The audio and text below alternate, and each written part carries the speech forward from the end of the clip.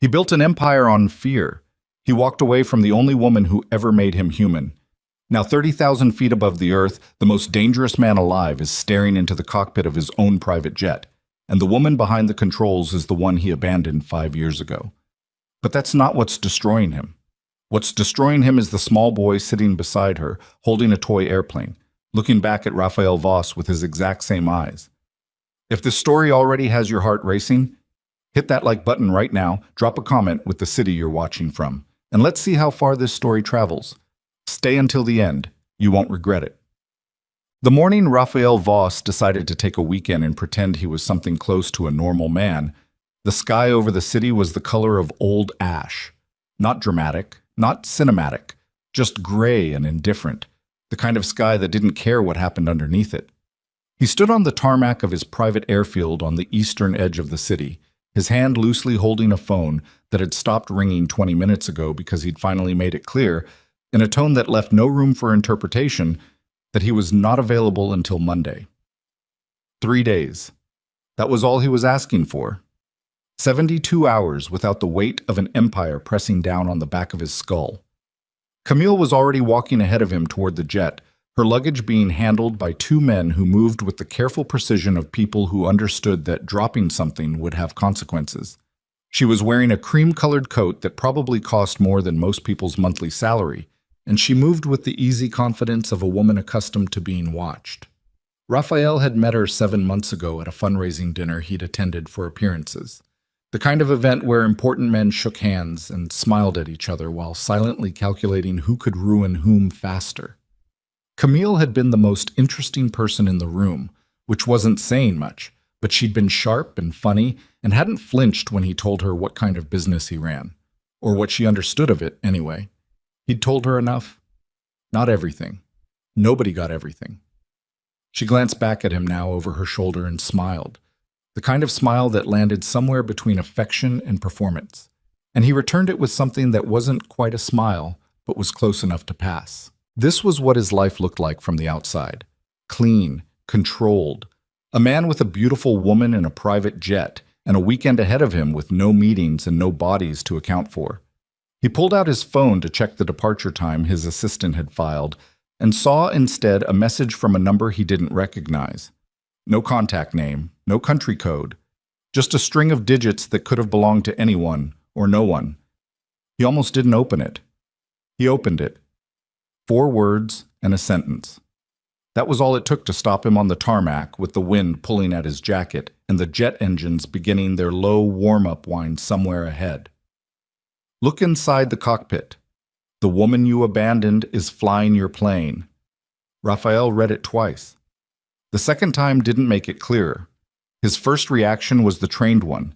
Threat assessment, source identification, motive mapping. Someone was playing with him. One of the 3 or 4 men in his world who had the operational capacity and the genuine desire to engineer something like this was making a move, and this was the opening shot. A message designed to destabilize him before whatever came next. He breathed steadily through his nose and pocketed the phone. He kept walking. The stairs to the jet were already extended. One of his ground crew gave him a nod as he approached, and Raphael returned it without breaking stride, moving up the steps with the unhurried pace of a man who had long ago decided that being visibly rattled was a luxury he couldn't afford. Inside, the cabin was everything it always was. Pale leather, polished wood paneling, a bar at the far end stocked with things he rarely drank before noon, and sometimes didn't drink at all. Camille had already settled into one of the wide seats near the window and was looking at her phone, her coat folded neatly beside her. Raphael didn't sit down. He stood in the middle of the cabin for a moment, feeling the specific texture of a decision forming in his chest, the kind that existed before thought, pure instinct communicating something his rational mind hadn't processed yet. Then he walked to the cockpit door. He knocked twice and opened it without waiting. The cockpit was narrow and instrument-dense, 2 seats facing a wall of controls that hummed with quiet mechanical life. The co-pilot was already in position on the right, a man in his 40s named Davis, who'd flown Raphael's routes for the last 2 years and knew better than to make conversation unless invited. In the left seat, the captain's seat, was a woman. She hadn't turned around yet. She was running through a pre-flight checklist, her hand moving across the instruments with the kind of practiced ease that came from years of repetition, not from trying. She was wearing the standard pilot's uniform. Dark jacket, 4 stripes on the epaulettes. Her hair was pulled back. Her posture was straight and focused. And then she turned to say something to Davis, and Raphael saw her face. The world didn't stop. That was the thing about genuine shock. It didn't come with dramatic music or slow motion. It came as a kind of blanking, a half second where the brain simply refused to process the input, because the input was impossible. Serena Callahan. Not a version of her, not someone who looked like her from the right angle in low light. Her. The exact same face he had last seen 5 years ago, in a different context entirely, in a different life. Older now, not in a way that diminished anything. In the way that a person looks when they've been doing something real with their time, when they've survived things and come out the other side still standing. She saw him at the same moment he processed her face, and whatever crossed her expression in that first fraction of a second was gone before he could catalog it. What replaced it was something controlled and flat and deliberately professional. Mr. Voss. Her voice was level. Pilot's voice, trained for calm under pressure. We're about 15 minutes from departure. If you could return to the cabin and take your seat, we can get underway. Raphael didn't move. Serena. Captain Callahan, she said, and turned back to the instruments. He stood there for 2 more seconds, which was 2 seconds longer than he usually stood anywhere he hadn't chosen to be, and then his eyes moved to the right side of the cockpit. Davis had his head deliberately angled away, studying something on his panel with intense focus.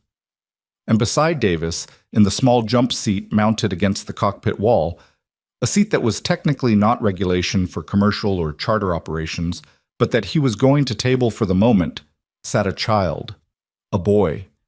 Maybe 4 years old, maybe close to 5.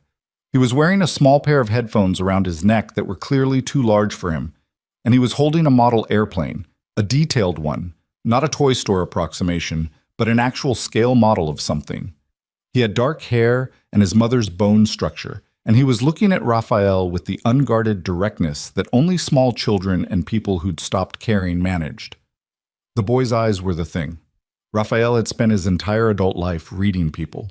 Faces, micro-expressions, the way a man's jaw tightened when he was deciding whether to lie. He had learned to identify himself in the people around him, his mannerisms, his habits, the particular way he held things when he was thinking. He was looking at his own eyes in a child's face. He knew it the way you know your own heartbeat, not with certainty built from evidence, with certainty built from something older and more cellular.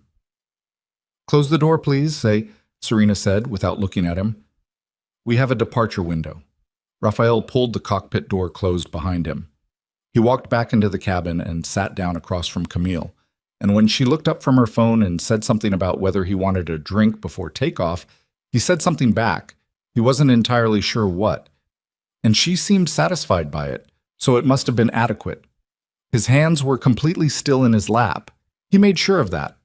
But inside his chest, something that had been sealed for 5 years was making a sound like a building under structural stress, like something load-bearing, slowly starting to give. The jet began to move. He sat in his seat and looked out the window at the tarmac scrolling past and thought about the message on his phone. The woman you abandoned, whoever sent it, knew about Serena, knew about the history, knew that she was on this flight. That was operational knowledge. That was something someone had worked to acquire. And then there was the boy. He pressed his thumb against the screen of his phone. The message was still there. He stared at it for a long moment, then put the phone away and looked out the window as the ground dropped away beneath them and the city fell back and the gray sky received them. He didn't know what the boy's name was. That was the first thing that hit him. Not the philosophical weight of it, not the years-long implications, not the question of what Serena had built without him or why she hadn't told him. The first thing was the simple, almost mundane fact that a child existed in the world who might carry his blood, and he didn't know the boy's name. He thought he might be sick. He wasn't. He'd been in situations designed to break men, and he'd come out of every one of them with his face arranged in the right configuration. He came out of this one the same way. But something in the effort of it felt different, felt like the kind of control that was costing him more than he could accurately price. The flight was scheduled for 2 hours and 40 minutes. Raphael spent the first 40 of them sitting across from Camille, who was watching something on her laptop with earphones in, and thinking with the kind of focused, controlled precision he applied to problems that required solutions. He had walked away from Serena Callahan 5 years ago on a Tuesday night in the rain outside her apartment on the west side of the city. He could still see the precise geography of the street. He'd told her it was over. He hadn't explained beyond that. She'd stood in her doorway and looked at him with the expression of someone waiting for the part that made sense, and he'd turned and walked to his car and driven away. He hadn't called, hadn't written, had ensured, through the same network of careful information management that he applied to everything else, that his name didn't surface in her life again. It had seemed, at the time, like the cleanest and most merciful thing he could do. He was beginning to understand that clean and merciful were not the same thing. 43 minutes into the flight, the plane shifted. Not catastrophically, not in the manner of something breaking all at once, but a sound came from somewhere in the airframe, a sound that didn't belong to the normal vocabulary of cruise flight. And then a second one, and Raphael felt the aircraft's attitude change slightly before evening out again. He had flown enough to know the difference between turbulence and something mechanical. Camille pulled one earphone out and looked at the ceiling as though she could see through it. What was that? Turbulence, Raphael said, because that was the easy answer, and she needed an easy answer. But he was already watching the cockpit door. 2 minutes later, Serena's voice came through the cabin speaker, and it was still the pilot's voice. Steady, precise, calibrated. But underneath the professional surface, he could hear something that wasn't panic but was its disciplined neighbor. Ladies and gentlemen, this is your captain. We've experienced a minor hydraulic irregularity that we're currently assessing. Out of an abundance of caution, we're going to divert to the nearest suitable airfield and have our ground crew take a look. There is no cause for alarm. We expect a smooth landing in approximately 22 minutes. I'll update you as soon as we have more information. Camille looked at Raphael. Minor hydraulic irregularity, she repeated. It means something needs to be checked, he said. Should I be worried? No. He said it with the kind of flatness that made it a fact rather than reassurance. He wasn't entirely sure it was a fact, but he said it anyway. He thought about Serena's hands on the controls. He thought about the boy in the cockpit. The 22 minutes were the longest he'd spent in an airplane, and he had once spent 6 hours in a cargo hold because a border crossing had gone complicated. He watched the ground grow larger through the window with the specific feeling of a man being delivered somewhere by forces outside his control, which was a feeling he had systematic issues with. The landing was good. Not just good, it was the kind of landing that felt like water being poured carefully. No jolt, no drama. A long, smooth deceleration that he would have found impressive under other circumstances.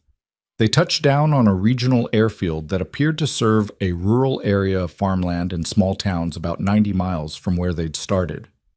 The terminal building was the size of a moderate house. 2 other planes were parked on the tarmac. A windsock moved in a light breeze against a sky that had cleared to pale winter blue. Raphael was the first one off the plane. He stood on the tarmac and waited. He didn't have to wait long. Serena came down the steps 3 minutes after him, no longer running through checklists. Those were being handled by Davis and a ground technician who'd appeared from the small maintenance shed at the field's edge. She was still in her uniform. She had a jacket in her hand rather than on her body, and the boy was beside her, his hand in hers, the model airplane tucked under his other arm. When she saw Raphael standing there, she stopped walking for 1 step. 1 step. Then she kept coming. How long? He asked when she was close enough. The technician needs to run diagnostics. Could be 3 hours. Could be longer. She looked past him at the terminal building. There's a town about 2 miles from here. I'll arrange transport. Serena. She looked at him. Her eyes were the same dark hazel he remembered, but they'd developed something in them he hadn't seen before. Not hardness, exactly. More like the look of someone who had learned, through long experience, to trust their own judgment. Not here, she said quietly. Her eyes moved down briefly toward the boy beside her. Raphael followed her gaze. The boy was looking up at him with the uninhibited curiosity of a child who hasn't yet learned that staring is rude. He had his mother's coloring, but Raphael's jaw, Raphael's brow, and those particular eyes that Raphael had been unable to fully process since the cockpit. "Hi," the boy said. Raphael looked at him. "Hi," he said back, and his voice came out roughly. "Are you scared of the plane?" the boy asked. He seemed genuinely interested, not mocking. "Mom says some people get scared when the plane makes funny sounds." "I wasn't scared," Raphael said.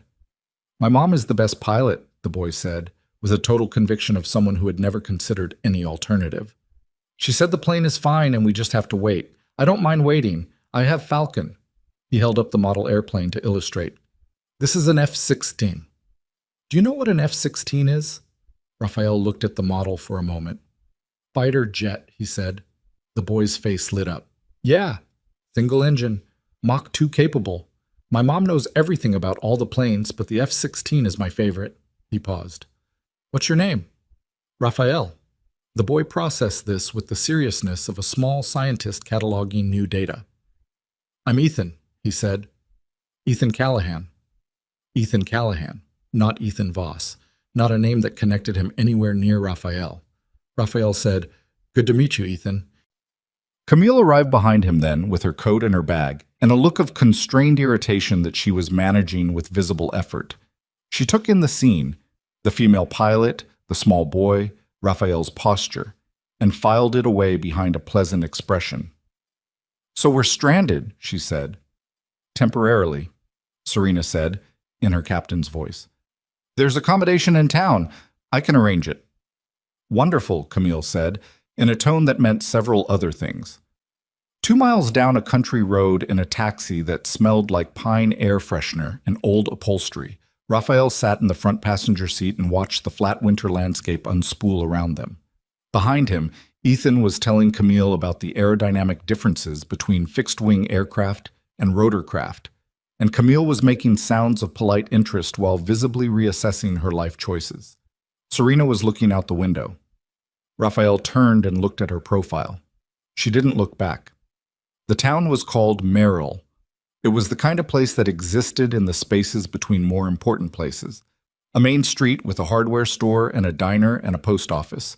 A water tower with the town name painted on it in letters that had faded from blue to something closer to gray. There was a bed and breakfast that also served as the town's only hotel, run by a woman named Mrs. Packard, who seemed genuinely delighted to have guests, and showed them to their rooms with the enthusiasm of someone who found unexpected visitors in November to be a gift. Raphael's room was on the second floor. It had a window that looked out over the main street and a bathroom with pipes that knocked, and a bed with too many pillows. He stood at the window for a long time after Mrs. Packard left, watching the almost empty street below, and thought about what it meant to be a man who controlled a city from a room like this. It meant nothing. That was what it meant. He heard Ethan's voice down the hall, asking his mother something about whether the town had an airport, and heard Serena's voice answering, softer in this register, warmer without the pilot's professional distance, and felt something in his chest that he couldn't name and didn't want to. He took out his phone. He had 12 messages, 2 voicemails, and a calendar notification reminding him of a meeting on Monday that would not now happen, because Raphael Voss was stranded in a town called Merrill, 90 miles from his empire, without a single one of the structures that usually defined his days. He went to the anonymous number, stared at the message again. "The woman you abandoned is flying your plane." Someone had done this. Someone had arranged for Serena to be his pilot, or had known she already was, and had used that information as a detonator. The question was who, and the secondary question, the one that was pressing harder against the inside of his ribs, was why. What did they want from it? He was good at the analytical part. He was less good at the part where the analysis connected to feelings he didn't have a working relationship with. He went downstairs. The diner across the street was called Patty's, and it had the kind of lighting that suggested the fixtures had been installed in 1987 and had been working fine ever since. Raphael sat at a table near the window and ordered coffee, and was still working on the coffee when the door opened and Ethan came in at a run, followed at a more measured pace by Serena. The boy stopped when he saw Raphael. His face did the thing again.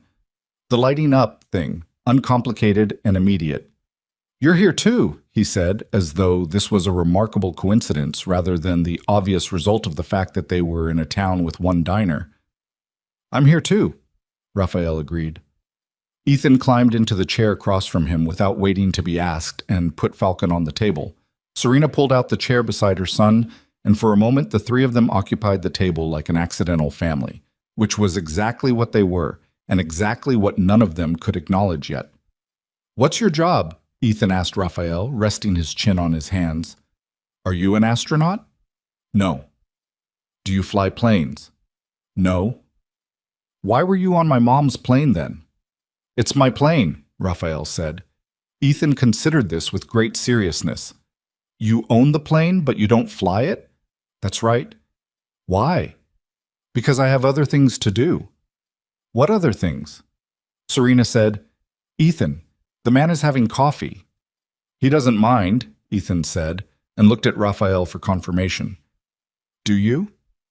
Raphael looked at the boy across the table, at the impossible architecture of that face, familiar from angles he recognized from mirrors and from photographs that had documented the last 4 decades of his own existence.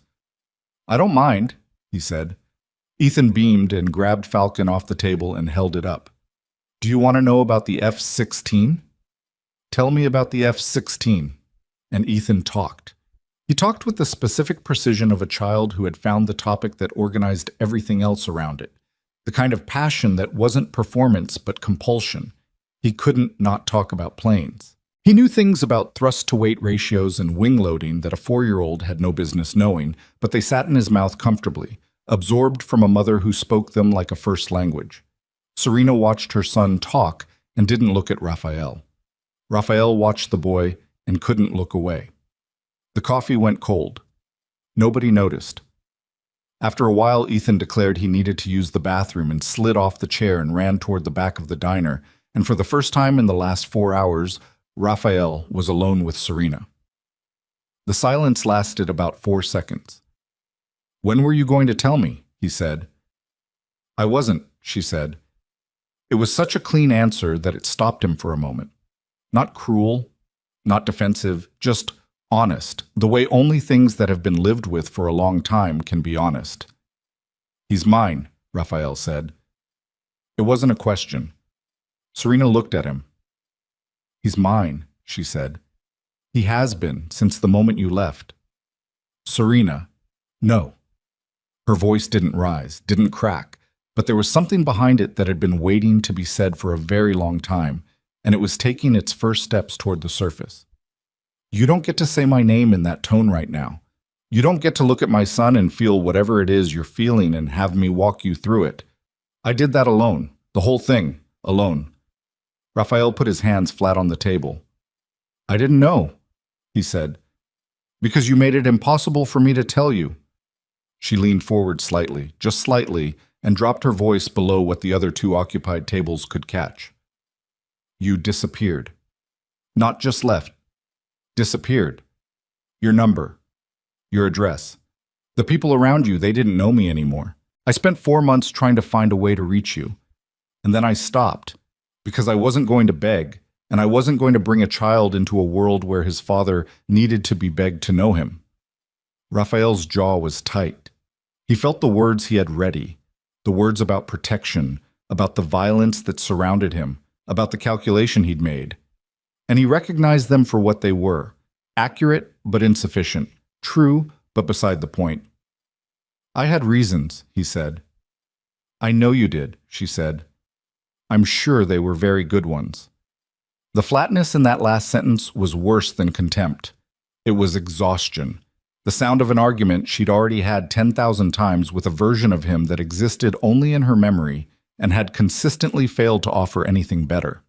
Ethan came back from the bathroom and climbed back into his chair and immediately resumed his explanation of the F-16 from the exact point where he'd left off, as though the middle of a sentence was a perfectly natural place to take a bathroom break. Raphael let him talk. He sat across from his son in a diner in a town he'd never been to, with the architecture of 5 years of his own choices arranged around him like evidence, and he let the boy talk about airplanes. and he tried to work out whether there was a version of himself that was capable of what he could feel this situation demanding. He was not sure. He was genuinely, for the first time in a very long time, not sure. Outside, the winter light moved across the pale sky in the unhurried way it did in places where nobody was running anything. Mrs. Packard's B&B was visible from the window. The water tower stood at the town's edge with its faded lettering. Merrill, population undetermined, was going to hold him for a while yet. And back in his room, his phone was sitting on the nightstand with 12 unanswered messages from people who ran things in a world that felt, in this moment, less real than a boy named Ethan holding an F-16 and explaining the finer points of supersonic flight to a man who had once believed he was untouchable. He was at dinner with Ethan and Serena and Camille, an arrangement that had the specific discomfort of a table set for a meal that nobody had agreed to cook, when his second phone buzzed once in his inside jacket pocket. The second phone was the one that didn't exist, the one with no contract and no registered number, the one that rang only when one of 7 specific people needed to reach him outside of normal channels. He excused himself from the table with a word to Camille, walked outside into the cold night air, and answered. The voice that came through belonged to Marcus, who handled intelligence for Raphael's operation, and who had the professional vocabulary of a man who had learned to package bad news as efficiently as possible. The pilot, Marcus said without preamble, Serena Callahan. Someone placed her on that manifest 8 days ago. Swapped out your regular crew with a charter company that listed her as captain. The charter company traces back through 2 holding shells to an address in the city. Raphael stood on the sidewalk outside Patty's diner and looked at the water tower. Whose address? A pause that was 1 beat too long. The registered agent lists a V. Callahan, Marcus said, but the operational contact we traced in the shell filing is a woman named Victoria Voss. Raphael's hand tightened around the phone. Say that again. Victoria Voss, Marcus said. Your mother, boss, she's the one who put Serena Callahan on your plane. Inside the diner, through the window, Raphael could see Ethan showing Camille something on Falcon, holding it at angles, running her through some flight maneuver that only he could see. Camille was watching the boy with something on her face that had moved past performative interest into something more genuine. Serena was cutting Ethan's food into pieces and watching Camille with an expression that was careful and unreadable. Victoria Voss. His mother, who lived in a house on the coast, and never asked him about his work, and sent him fruit baskets at the holidays, and called him every Sunday at noon, and spoke about everything except the thing that mattered. His mother had done this. Raphael put the phone back in his pocket and stood in the cold for a long moment. And for the first time in as long as he could remember, the thing pressing against the inside of his chest wasn't strategy or anger or the specific coldness of control. It was something that felt dangerously close to being afraid. Not of Marcus's information, not of whatever move was being made on the board. Of the boy inside the diner, tilting a toy plane toward the ceiling with the total seriousness of someone practicing something real. Of the fact that Ethan didn't know. Of the fact that Raphael was going to have to decide, soon, maybe tonight, maybe tomorrow, but soon, what kind of man he actually was in the absence of his empire. He went back inside. He sat down. He picked up his fork. He ate something. He answered a question Camille asked him about whether they'd know by morning whether the plane was fixed. And across the table, Ethan looked up from his food and said, unprompted, with the randomness of a child whose mind worked in associative leaps, "Did you know that pilots have to stay calm even when everything goes wrong? Mom says the secret is that you breathe and you trust your training." Raphael looked at the boy. "Smart woman," he said. Ethan nodded with complete seriousness. "She's the smartest," he said. "After that, she's also the bravest. She told me once that the only time she was ever really scared was a long time ago, when someone left without saying goodbye." The table went quiet. Serena's eyes moved to her son with an expression that was half tender and half the look of a woman who has just realized her child has been listening to things he wasn't meant to hear. Ethan looked up from his plate, apparently unaware of what he'd just detonated, and said, "Can we have pie after? Mrs. Packard said there's apple pie." "Yes," Serena said. Her voice was perfectly even. "We can have pie." Raphael looked down at his plate. The fork felt heavy in his hand. Tomorrow the plane might be fixed, and he could go back to his world and leave this town behind and file this whole episode under operational anomaly, maternal interference, situation managed. He could do that. He knew, with the same certainty with which he had read his own eyes in a child's face, that he was not going to do that.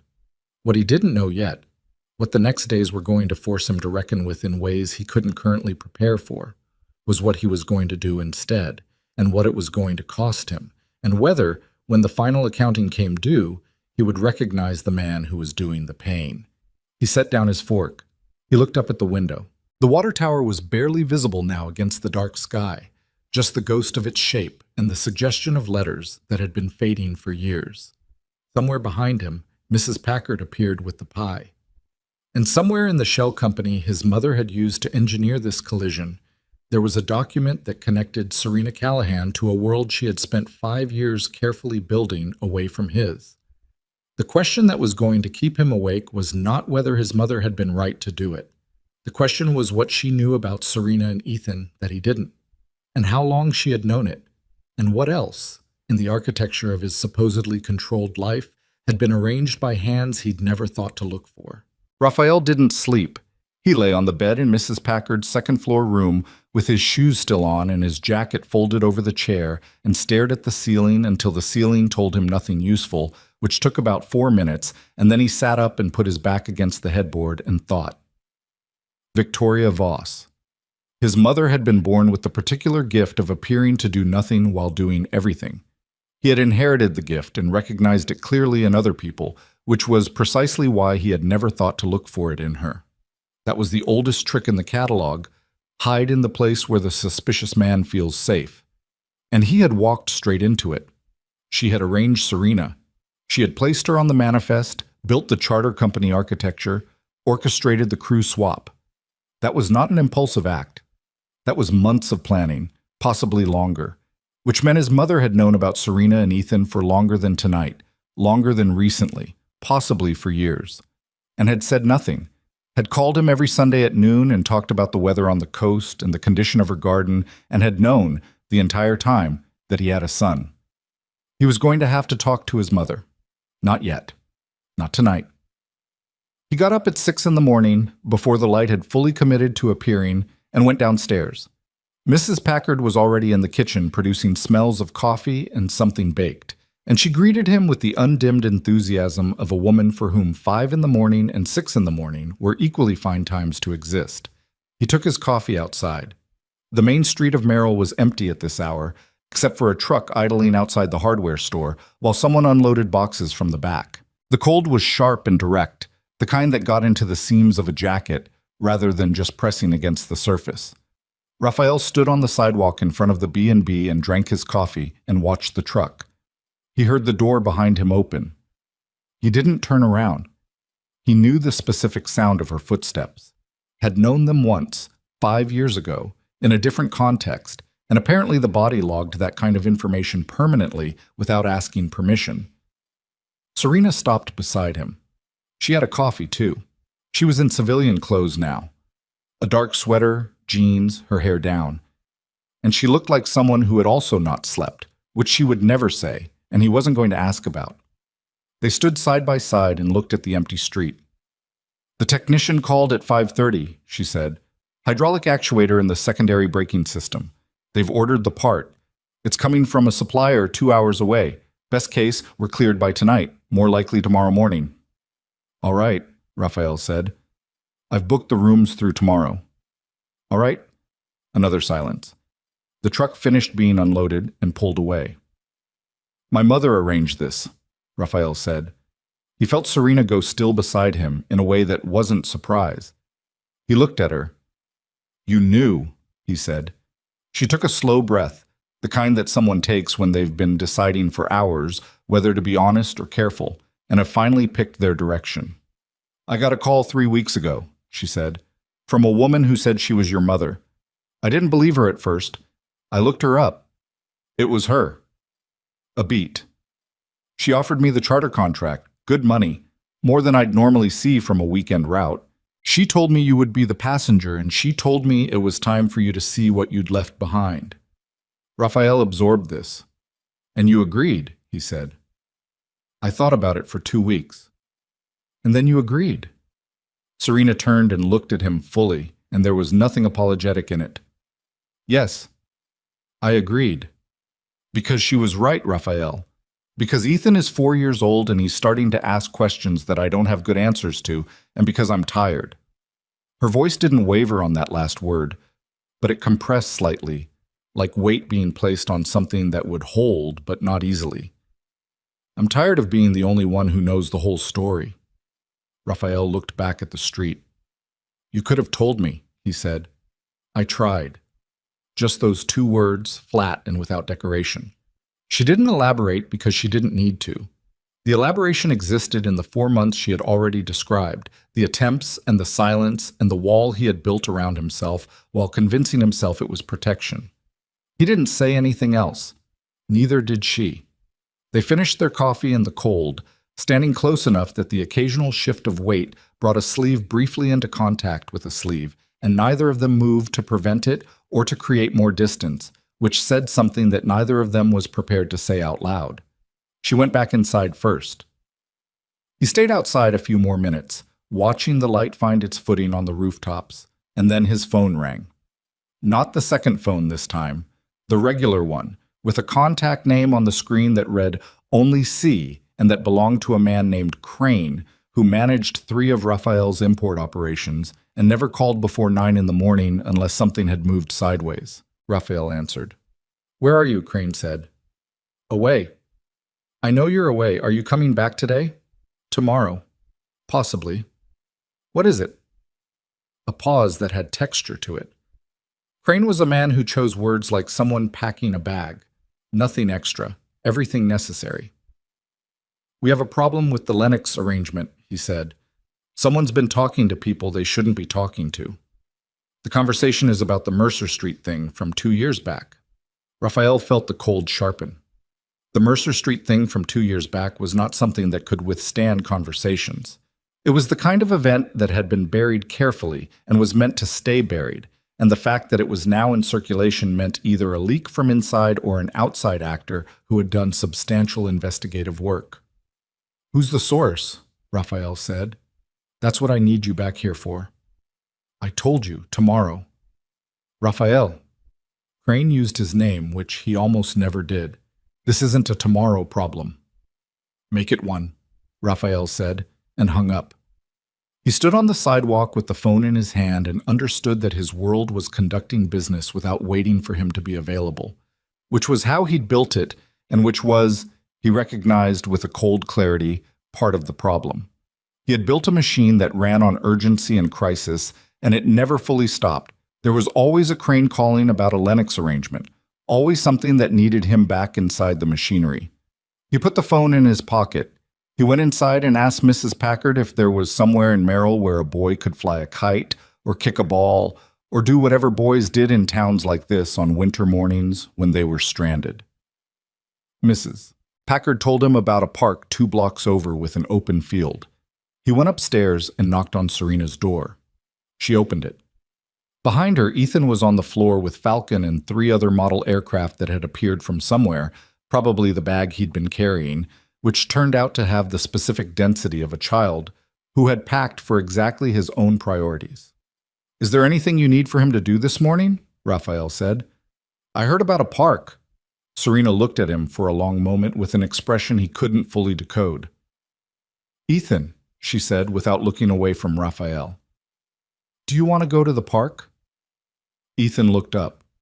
Is there a field? Apparently, Raphael said. Can I bring Falcon? You can bring Falcon. The field was brown and frost stiff, the grass gone to the pale yellow of winter dormancy. A swing set stood at one end, red paint going to rust. The sky was the clean pale blue of a cold morning that intended to stay cold. Ethan ran ahead of them both the moment they cleared the park entrance, his sneakers hitting the frosted ground with a rhythm that had no agenda except motion. Raphael and Serena walked along the edge of the field at a distance that managed to be both together and carefully separate.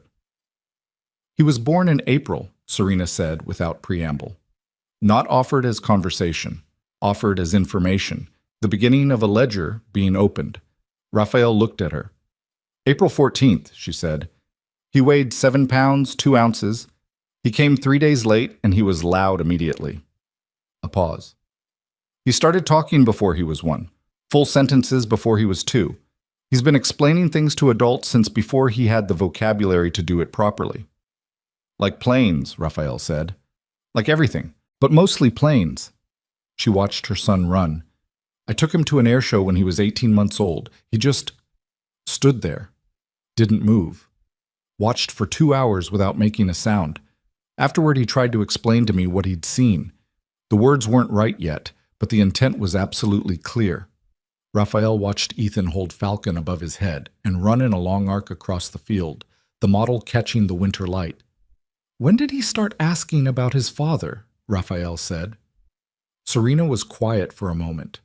About a year ago, it started small. His friend at daycare had a dad who came to pick him up on Tuesdays. Ethan wanted to know where his dad was. Her jaw shifted slightly. I told him his dad lived very far away and that it was complicated. He accepted that for about 6 months, the way kids accept things. Then he started coming back to it. The questions got more specific, more pointed. She stopped walking for a moment and then resumed. 3 months ago, he told me he'd decided his dad was a pilot, like me. He's built this whole picture of a person out of nothing. The words landed in Raphael's chest like something physical. What did you tell him? I told him his dad was someone who made some hard choices and that sometimes adults make mistakes. She looked at him sideways.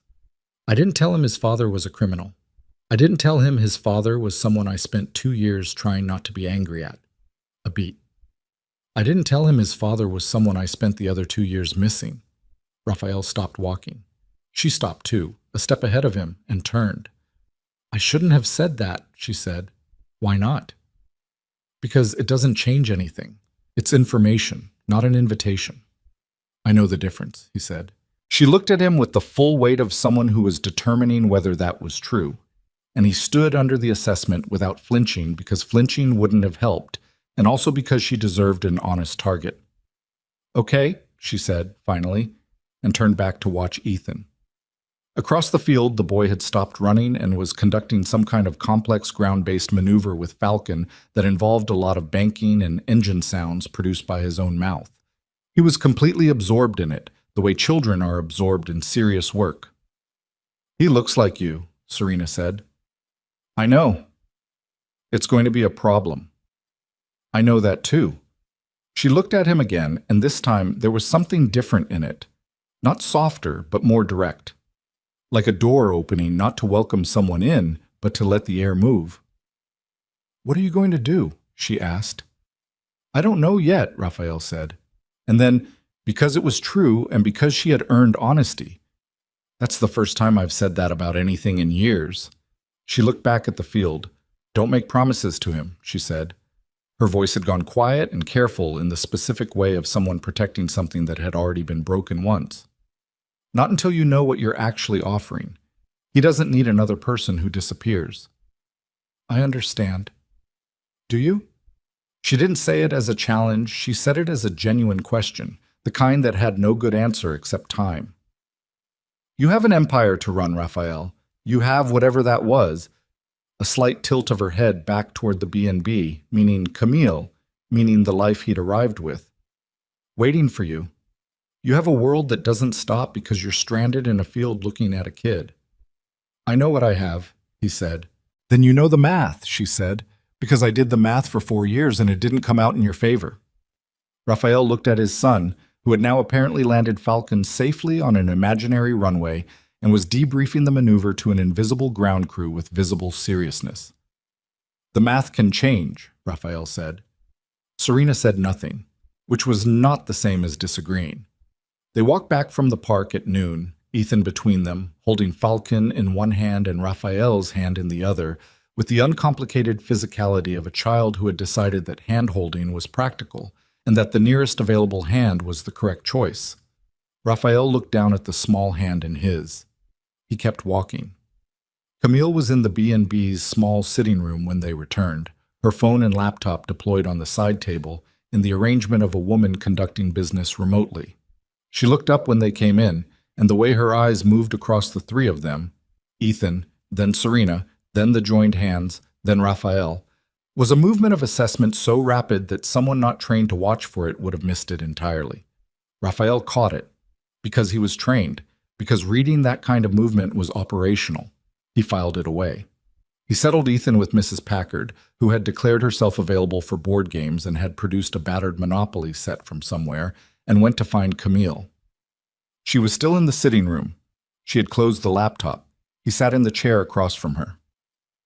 "How long have you known her?" Camille asked. "Who?" She gave him a look. "Raphael." "5 years," he said. "More. We knew each other before that." "And the boy?" It wasn't a question exactly.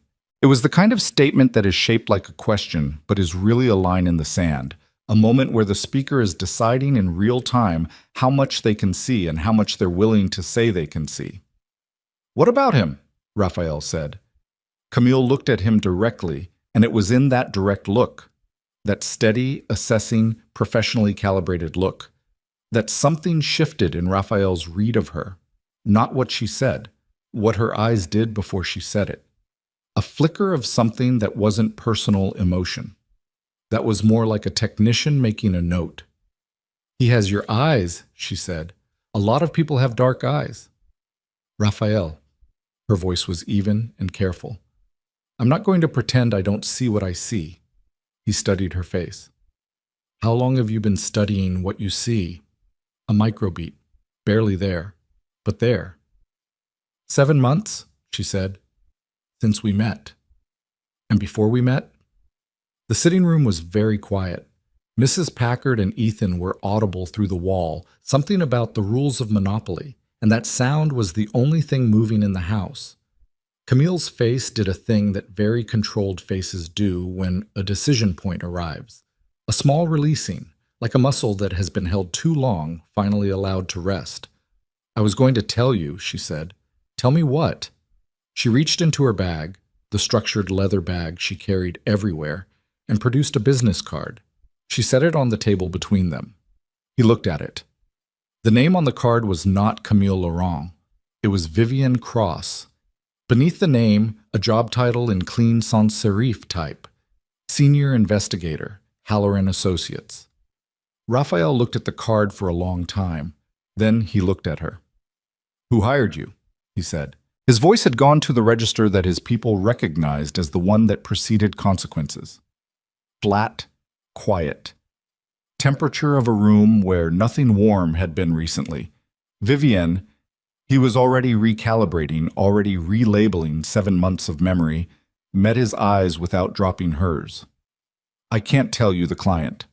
"Can't or won't? Both." "What were you looking for?" "Information about your operations, specifically the structures around the Mercer Street event." She said it without inflection, like a technician reading a report. "I was embedded to get close enough to observe your decision-making, who you trusted, what you protected." The Mercer Street event. The same thing Crane had called about this morning, which meant the source wasn't inside his organization. The source was sitting 3 feet away from him in a sitting room in Merrill. Raphael sat very still.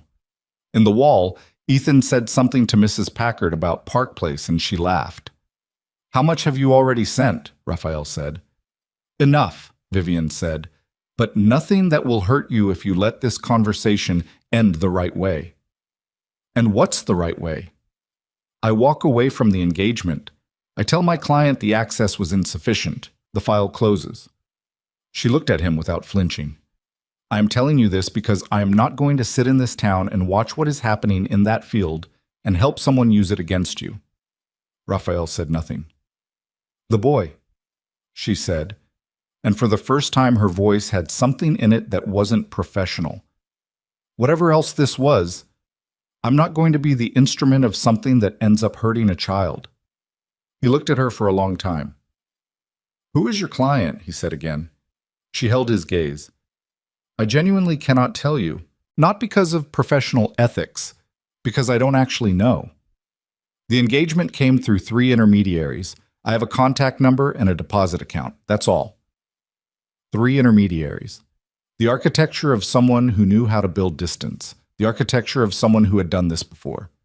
The Mercer Street thing. Someone was pulling threads that led to him, and they were doing it from behind walls he hadn't located yet. And they had put an investigator in his bed for 7 months and a woman from his past in the cockpit of his plane in the same week. Raphael stood up. "Stay in this room," he said. He walked out of the sitting room and pulled out his phone and called Marcus and gave him a name, Vivian Cross, Halloran Associates, and told him to find every thread that connected to it and to have answers by morning. Then he stood in the hallway of Mrs. Packard's B&B in a town he'd never heard of 3 days ago, and he understood that something was moving against him from a direction he hadn't been watching, and that whatever it was, it had been patient and thorough, and it had gotten closer than anything had gotten in years. And in the sitting room behind him, a woman who had spent 7 months lying about her name was sitting with her hands in her lap. And in the next room, his son was playing Monopoly.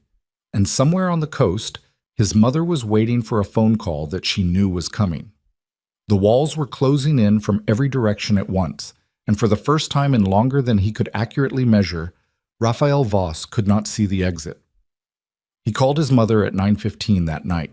He stood at the window of his room with the lights off and the street below empty and the phone to his ear, and he waited through 2 rings and then 3, and on the 4th ring she answered with the particular calm of someone who had been expecting the call and had decided in the time since engineering the reason for it, exactly how she intended to receive it. "Raphael," Victoria Voss said, "you want to explain this to me," he said. A pause that was not uncertainty. It was the pause of someone choosing where to begin a story they had rehearsed. "Come home first," she said. "When you're back in the city—" "I'm not in the city," he said. "I'm in a town called Merrill because my plane developed a hydraulic problem, and I'm stranded here with a woman you put on my manifest and her son, who I think you already know a great deal more about than I do. So you're going to explain this to me now, or I'm going to spend the next 18 hours filling in the blanks myself, and I guarantee you won't like how I fill them." Victoria said nothing for a long moment. Then, "He's yours, Raphael." He had known. He had known since the cockpit, but hearing it said in his mother's voice, in the flat declarative that left no room for qualification, still hit him somewhere structural. "How long?" he said. "I've known since Ethan was about 18 months old," she said. "Serena didn't come to me. I found her. I had someone looking. After you ended things with her, after the way you ended it, I was worried. I had someone check that she was all right." A pause. "She wasn't all right, but she was surviving. And she had a baby boy with your jaw and your eyes and your particular way of making everyone around him feel like they're being quietly assessed." Raphael's hand tightened on the phone. "You knew for 3 years," he said. "You called me every Sunday for 3 years and you knew." "Yes. Why?" "Because you weren't ready." Her voice was steady and certain in the way that long-held conviction sounds. Not cruel, not apologetic, certain. Because the man you were 3 years ago would have arrived at her door with lawyers and demands and the full weight of your name and your money, and you would have destroyed what she built, the way your father destroyed things, the way powerful men destroy things when they arrive and decide they have rights. "Don't," Raphael said. "I'm going to," Victoria said, and there was something in it that had been building for a long time. "Because I watched your father choose his empire over his family every single time the choice presented itself. And I watched what that made him by the end, and I watched what it made you, and I decided I was not going to let it finish the job." Her voice was even and direct, and it cost her something. He could hear that, but she spent the cost without flinching. "You have a son. He's 4 years old, and he's extraordinary, and he deserves to know his father. But only if his father is capable of being something worth knowing." Raphael stood at the dark window and felt the specific sensation of having the architecture of his own life described to him by someone who had been watching it from the outside for longer than he'd realized. "You had no right," he said. His voice was quieter now. The anger was still present, but it had moved deeper, where it sat next to something else entirely. "Whatever your reasoning, you had no right to make that decision." "No," Victoria said. "I didn't. I made it anyway, and I'll answer for it." A pause. But you'll answer for yours first. He didn't respond. Come home when you can, she said. Come to the coast. Come for dinner like a normal person, and we'll say all the things we should have said years ago. A beat. Bring the boy if she'll allow it. I'd like to meet him properly. She ended the call. Raphael lowered the phone and stood in the dark room for a long time. Below, a single car moved through the empty main street of Merrill, its headlights dragging across the front of the hardware store and then disappearing. The water tower stood at the town's edge like a silent and uninvested witness. He thought about his father. Emmanuel Voss had been a large presence in a room and a larger absence in a home. Raphael had specific memories of him. A hand on his shoulder at 7 years old that had felt more like assessment than affection. A birthday dinner where his father had taken a phone call at the table and never returned to it. A graduation where Emmanuel had arrived 40 minutes late and left before the reception was over. His father had built 3 companies and a reputation that lasted a decade past his death, and had died in a hospital room at 61 with no one in the chair beside the bed because Victoria had stopped sitting in chairs beside Emmanuel Voss approximately 15 years before the end. Raphael had told himself for years that he wasn't his father. He had believed it because he'd never allowed himself the specific test that would have proven or disproven it. Now the test was 4 years old and sleeping down the hall. He went to bed at 10 and lay there for 2 hours, and at midnight got up and went to the window again and stood there until his legs told him he was an idiot, and he went back to the bed, and this time he stayed in it until morning, not sleeping but approximating it. Marcus called at 7. Raphael was already dressed, standing in the narrow hallway outside his room with his coffee from Mrs. Packard's kitchen, and he took the call with his back against the wall. Vivian Cross, Marcus said, in the clipped, organized way he delivered intelligence. Real person, real investigator. Halloran Associates is a legitimate firm based in the financial district. She's been operating under the Camille Laurent identity for the entire duration of your relationship. The Laurent identity is clean, built 18 months ago, full documentation, professional work. Who hired Halloran? That's where it gets complicated. Raphael could hear Marcus pulling something up on his screen. Halloran's client for this engagement is listed internally as a corporate entity, Shell, like she said. But we pushed further. The Shell traces through some architecture that I recognize, the same architecture used by a firm called Reston Capital.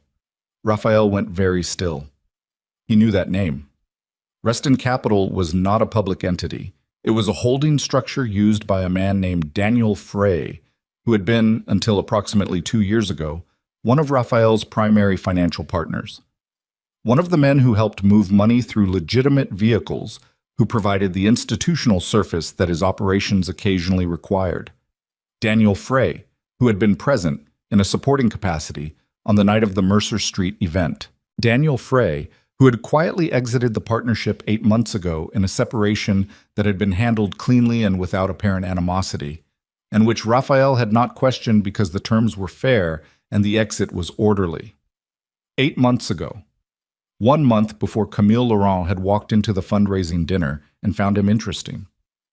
Tell me where Frey is right now, Raphael said. That's the other thing, Marcus said. We've been trying since last night. He's not in the city. His PA says he left on personal travel 4 days ago. No itinerary filed. 4 days ago? 2 days before Raphael's flight. Find him, Raphael said. Working on it. There's something else. Marcus paused in the way he paused when the additional information was worse than what came before it.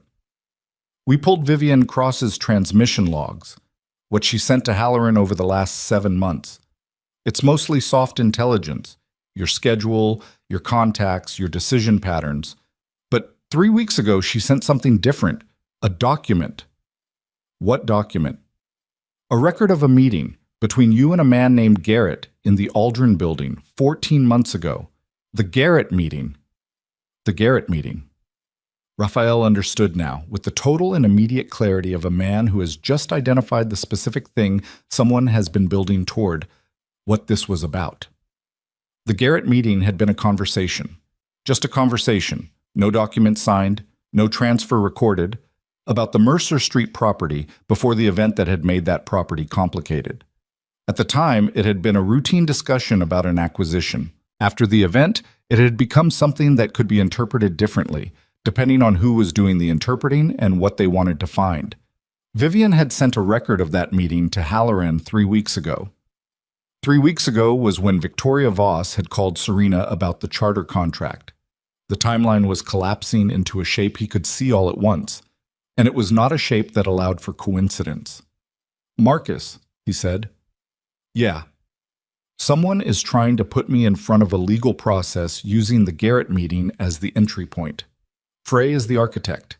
Vivian was the instrument. This was a coordinated operation." He straightened off the wall. "I need you to get ahead of it. Call Weston," his attorney.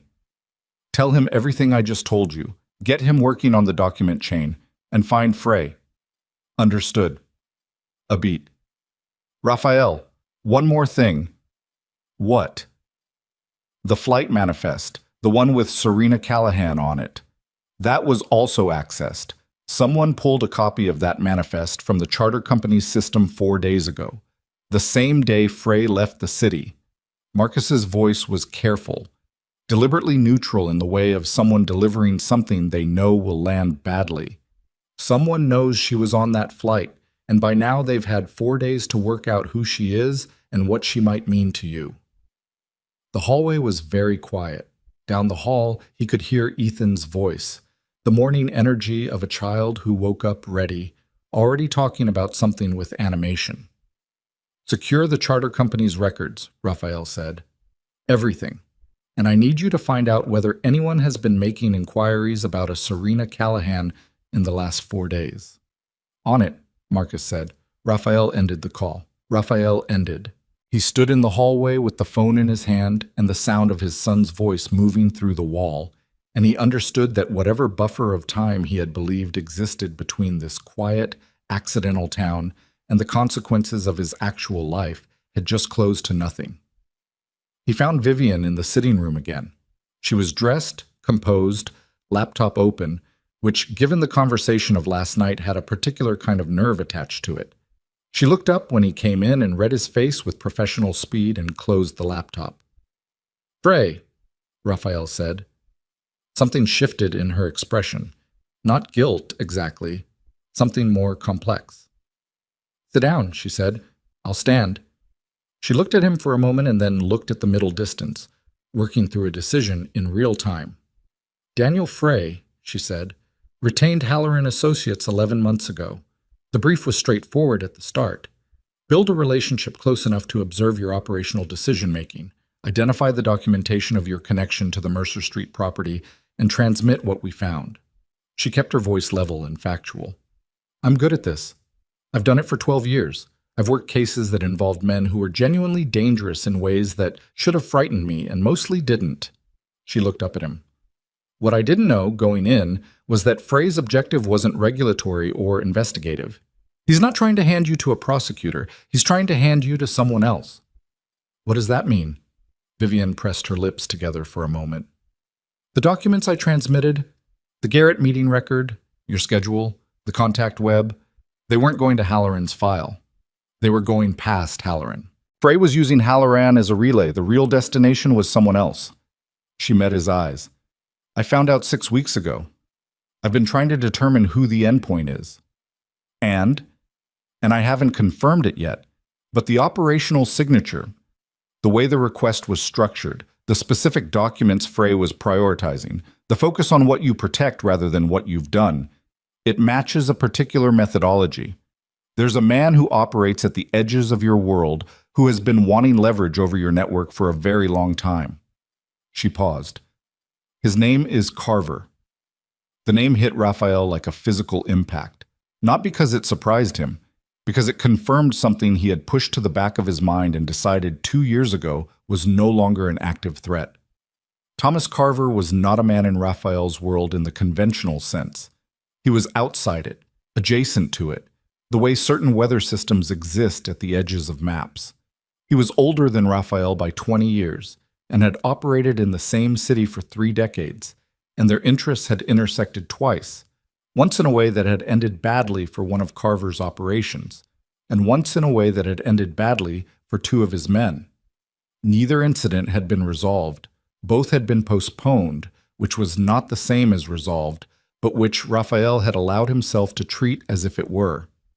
Carver wanted leverage, not legal process, not a prosecutor. Leverage. The kind that was used privately, behind closed doors, to move people and organizations without anyone outside the conversation knowing it had happened. And now Carver had the Garrett meeting document. And Carver had the flight manifest, which meant Carver knew about Serena and Ethan. The sitting room felt very small. "When did Frey send the manifest?" Raphael said. "I don't know," Vivian said. "That happened outside my access. When I found out the operation was going to Carver, I stopped transmitting. That was 6 weeks ago, but Frey had direct access to some of what I'd gathered, and the manifest—" She stopped. "The manifest was in my preliminary report from 8 months ago, when I first identified the charter company your team uses." 8 months ago. Carver had known for 8 months that Raphael used a specific charter company. He would have been monitoring it. When Victoria Voss placed Serena on the manifest 4 days ago, Carver's people would have seen it within hours. 4 days was enough time to find out who Serena Callahan was. 4 days was enough time to find out about Ethan. Raphael crossed to the window and looked out at the main street, the hardware store, the water tower in the distance. The ordinary stillness of a town that knew nothing about what was pressing toward it. He pulled out his phone. He called Marcus. "Tell me you have something," he said. "Inquiries about Serena Callahan," Marcus said. "Yes. 3 separate queries run through public records in the last 72 hours. Aviation licensing database, residential address, and a beat. A school enrollment record." Raphael's throat closed for 1 second and then opened again. "School enrollment," he said. "A boy named Ethan Callahan. Pre-K program. The query came from an IP we traced to a holding company that connects to Carver's network." Marcus's voice had gone careful. "Raphael, they know about the kid." Across the sitting room, Vivian was watching him read this on his face, and her own expression had arrived at something that looked like regret. He ended the call and stood very still. The morning sounds of the B&B moved around him. Mrs. Packard somewhere, the pipes in the wall, Ethan's voice down the hall rising and falling with the cadence of a child explaining something urgent. Carver had the Garrett document. He had the manifest. He had Serena's address, her workplace, her child's school. Carver now held everything required to destroy Raphael's operational freedom entirely. Not by handing him to law enforcement, but by making it clear, in the private way these things were communicated, that Raphael's vulnerabilities were now visible and mapped. The leverage wasn't the legal document. The leverage was Ethan. Raphael walked out of the sitting room. He walked down the hall. Serena's door was open. She was inside, folding clothes, the efficient and organized movements of a woman who had been running her own life without backup for a long time. Ethan was on the floor, not with Falcon today, but with a road atlas he'd apparently found somewhere, tracing routes with his finger and narrating them to himself in a low voice. He looked up when Raphael appeared in the doorway. "Did you know Merrill isn't on most maps?" he said. "I checked. It's too small." "A lot of places are too small for maps," Raphael said. "That's sad," Ethan said, and went back to the atlas. Raphael looked at Serena. She read his face the way she had in the diner, in the field, with the same direct and unsentimental accuracy that had always been one of the things about her that set her apart from everyone else. She set down what she was folding. "What happened?" she said quietly. He looked at her. He looked at his son on the floor with the atlas. He thought about Carver and the manifest and the school enrollment query and the map of vulnerabilities that was now in someone else's hands. He thought about what his mother had said, the way your father destroyed things when he arrives and decides he has rights. He thought about Ethan, who had built an entire picture of a father out of nothing, who had decided without evidence that his father was someone worth imagining. And he understood that the choice his mother had predicted, the one between the empire and the thing that mattered, was not arriving in the form he'd expected. It was not a philosophical reckoning in a quiet room. It was arriving as a threat. It was arriving as a man named Carver, who had 4 days' head start and a document and a child's school records in a file somewhere. And the only way to remove the leverage was to remove the thing that gave it power, which meant stepping fully, visibly, irrevocably into Ethan's life, not as a strategy, but as a fact. Making the connection public and undeniable in a way that took it out of the category of secret and rendered it useless as a weapon, which meant there were no more doors to stand in. He walked into the room. He crouched down beside Ethan and the atlas. "Ethan," he said. The boy looked up from the atlas with the open, uncomplicated attention of a child who does not yet know that the thing coming is going to change everything. "There's something I need to tell you," Raphael said, and his voice came out steady, which was its own kind of miracle. And then Serena made a sound that was not quite his name and not quite a warning, but was somewhere between the two. And outside the window of the B&B in the town that wasn't on most maps, the morning light sat on the water tower and didn't move. And the thing that Raphael Voss had been running from for 5 years finally stopped allowing him to run. Serena said his name. Not loud, not the way a person says a name when they're calling across a room. The way a person says a name when they're standing at the edge of something and have just understood how far down it goes. Raphael. He didn't look at her. He was looking at Ethan, who was looking back at him with the atlas still open across his knees. One finger still resting on a road in the middle of the page, a road that went nowhere in particular. "There's something I need to tell you," Raphael said again, because the first time he'd said it, the room had moved and he'd lost the thread, and he needed to find it again before he lost his nerve, and he did not lose his nerve, had not lost it in years. But this was a different category of thing entirely. Ethan waited. He was good at waiting. Raphael was only now noticing this. The stillness in the boy. The way he didn't fill silence with noise the way most children did. He held the silence and let it be there and watched, just like Raphael did. "Ethan," Serena said, and her voice had made a decision. "Can you go help Mrs. Packard in the kitchen for a few minutes? But, please." She said it softly, but with the specific weight that a word carries when it is not actually a request. Ethan looked at his mother, then at Raphael, and made the calculation of a child who is old enough to understand that adults sometimes need space to say things that aren't for children yet. He closed the atlas carefully. He picked up Falcon. He went to the door and stopped. "You'll still be here after?" he said to Raphael. "Yes," Raphael said. Ethan nodded, satisfied, and went. The door stayed open. They could hear his feet on the stairs, quick and light, and then the sound of Mrs. Packard's kitchen receiving him with warmth. Serena turned to face Raphael fully.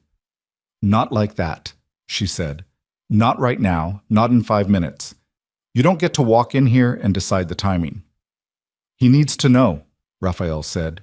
"Today." "I know he does." Her voice was controlled, but there was something underneath it that was not. "I've known he needed to know for 2 years. I get to decide how and when, not you. Not in a room in a B&B because you've had a revelation." She stopped, looked at him. "Why today? What happened in the sitting room?" He told her. He told her about Carver and the manifest and the school enrollment query and what it meant that someone had run those records. He kept his voice flat and informational, the way he delivered operational intelligence, because that was the register that would give her the clearest picture in the least amount of time. She listened without interrupting, which he registered as a form of discipline rather than passivity. Her face did not panic. It did something more controlled than panic. It went very still and her eyes stayed level and she processed each piece as he delivered it. When he finished, she was quiet for 4 seconds. "They know where his school is," she said. "Yes, and they would use him. Not directly, not physically." He made sure of this, made it clear. Carver doesn't work that way. He uses the knowledge of a vulnerability, the threat of it. He communicates privately. He makes it clear what he can do. He doesn't do it. That's the leverage. "That's supposed to make me feel better." "No, it's supposed to make you understand the specific nature of the problem." She turned away from him, went to the window. The same window he'd stood at himself, looking at the same water tower, the same pale sky. Her arms crossed over her chest, not defensively. The body language of someone containing something rather than blocking something. "If you go public with it," she said, "if you acknowledge him, officially, as your son." "It removes the leverage," Raphael said. "A secret has value. An acknowledged fact doesn't." "And it also puts him in your world," Serena said, "in the category of Raphael Voss's son, which is its own kind of target. I'm going to dismantle the parts of the operation that generate that kind of targeting." She turned from the window and looked at him and said nothing. "I know how that sounds," he said. "It sounds like something you're saying in a room in Merrill," she said. "It sounds like a decision made under pressure." "It is a decision made under pressure. That doesn't make it wrong." She looked at him for a long moment. The morning light from the window was behind her and he couldn't fully read her face, and he didn't move to change the angle. "Okay," she said finally. "We tell him, but not today. Not while we're stranded and everything is already—" She gestured at the air between them, a gesture that encompassed the last 48 hours. "When we're back, when there's ground under us, when I can do it properly. Tonight we need to move," Raphael said. "Move where?" "Not here. Somewhere I have coverage." He meant operational coverage, people, eyes, the capacity to know if something was approaching. "Can you fly the plane as it stands?" "Not until the part arrives." "Then road." He was already calculating. "Marcus can have a car here in 2 hours. We drive back to the city. I put you somewhere secure while I get ahead of Carver." Serena looked at him with the expression of someone watching a machine she recognizes begin to operate. "Somewhere secure," she said. "Yes." "Raphael, I'm not going to be managed." "I know." "I mean it. Whatever this is becoming, you don't get to move me around like an asset." "I know," he said again, and this time he put something in it that wasn't operational. That was just true. "I'm asking you, not instructing. There's a difference." She held his gaze. 2 hours, she said. 2 hours. She looked at the floor for a moment, and then she nodded, once, and went to start packing. The car Marcus sent was black and anonymous, and driven by a man named Pollard, who spoke to no one and needed no directions, and drove with the particular focus of someone who understood that the job was to move people from one place to another without incident. Ethan sat in the back between Serena and Raphael, which had happened without any of the three of them arranging it. The boy had simply climbed in and settled in the middle with Falcon on his lap and looked expectantly at both of them, as though this configuration was the obvious one. Vivian rode in the front passenger seat. Raphael had made a decision about Vivian at roughly the same time he'd made the decision about everything else. She had information he needed. She'd stopped transmitting 6 weeks ago, and she'd told him about Carver when she could have said nothing and walked away clean. He didn't trust her. He wasn't under the impression that he should. But distrust was not the same as uselessness, and Vivian Cross was currently the most informed person he had about the architecture of what was moving against him. He would keep her close. He would keep her where he could see her. Ethan fell asleep an hour into the drive, his head tipping slowly towards Serena and then completing the journey to Raphael's arm, settling there with the unconscious faith of a child who has decided a surface is safe. Raphael sat very still. He did not move his arm. He did not look at Serena, but he was aware of her looking at him, and then looking away, and then looking at the landscape through the window with the particular focus of someone choosing not to be moved by something that is moving them. They reached the city at 3 in the afternoon. Raphael had an apartment, not his main residence, one of several properties held under structures that didn't connect to his name directly, on the upper floor of a building in the northeast of the city that had private parking and a security desk and the kind of anonymity that expensive urban architecture provided. He put Serena and Ethan there with Pollard outside the door and went to his actual office, which was in a building 12 minutes away and which was where Marcus was waiting for him. Marcus was 51 years old and looked like someone who had been made from the same material as the furniture he surrounded himself with, solid, functional, unremarkable at first glance, and extremely difficult to damage. He had been with Raphael for 9 years, and he expressed concern exactly as much as the situation required, which was almost never, but which today he was expressing by the tightness of his jaw and the particular way he was standing when Raphael walked in. Frey? Raphael said. Found him, Marcus said. He's in a hotel 40 minutes north, the Garland. He's been there since he left the city. Carver's people? We've tracked 2 of them. One is maintaining a watching position on Serena Callahan's residential address. Marcus paused. The other is in the vicinity of the school. Pull the second one's location to me. Marcus turned his laptop to show Raphael a map with a red marker. The school. The red marker sitting in a parking area half a block from the building. Raphael looked at it for exactly 3 seconds. I need Weston, he said. Here. Tonight. He's coming at 6. And I need to know what Carver thinks he has, not what he actually has. What he thinks. Raphael moved to the window, the city visible below in the late afternoon light. The particular density of it that he'd been inside for so long, he sometimes forgot it was a place people had built, rather than something that had always existed. If he believes the Garrett document is sufficient, he'll make contact. Open a channel. He'll want the conversation. And if he knows about the boy, he'll lead with the boy. Raphael turned from the window.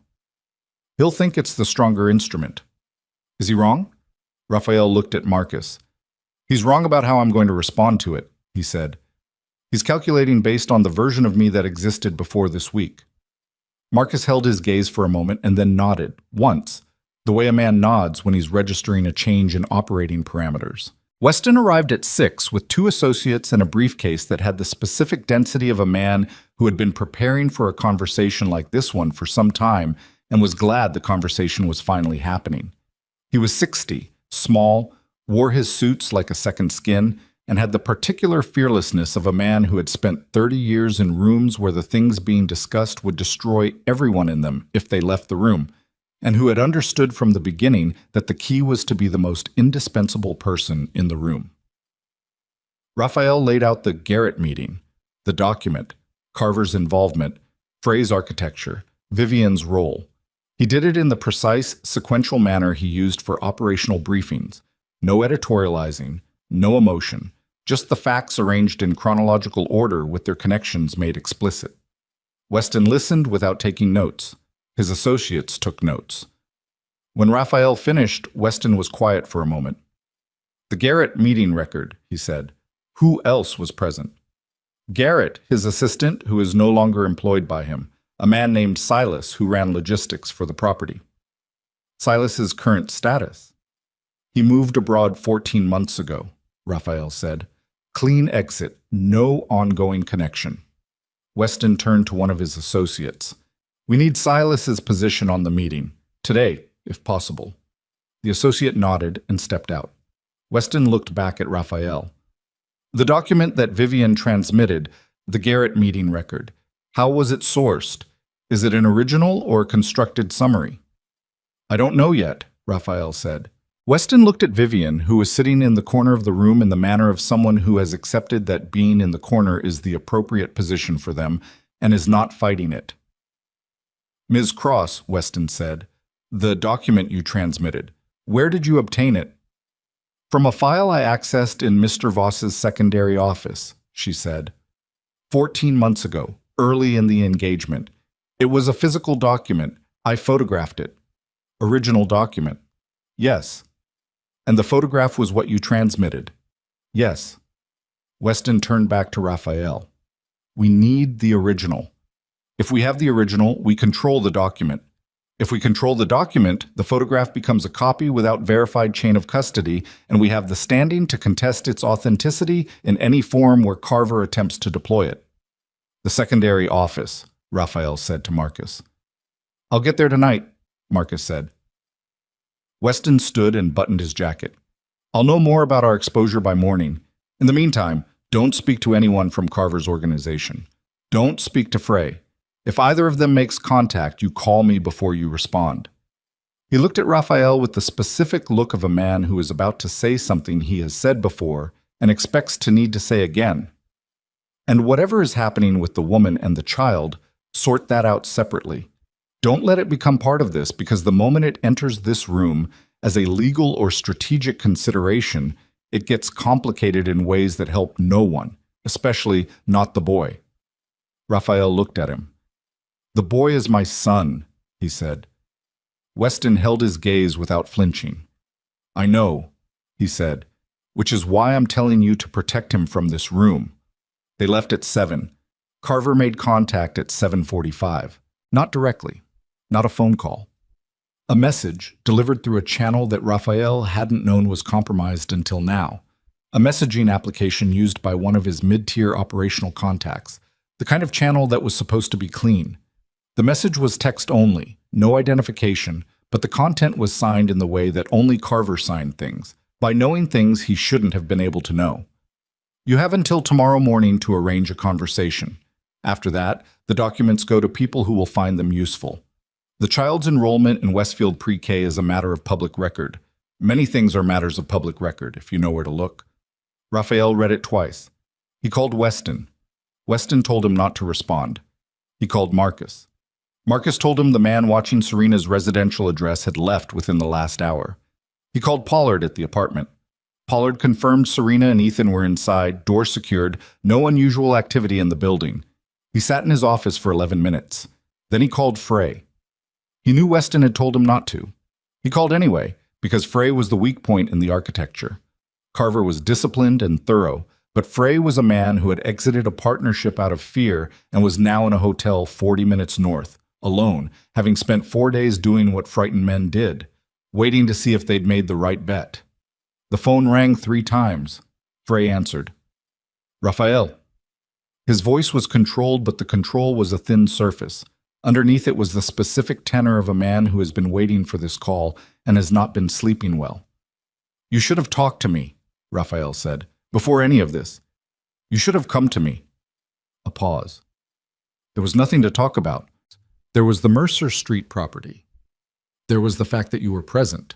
There was the fact that you have been carrying that for 2 years, and it has been weighing on you. Silence. Carver found you, Raphael said. He approached you. He told you he had information about your involvement and offered you a way out. All you had to do was help him build the architecture. More silence, but the quality of it had changed. It was the silence of someone who is no longer calculating what to say and is instead deciding whether to stop pretending.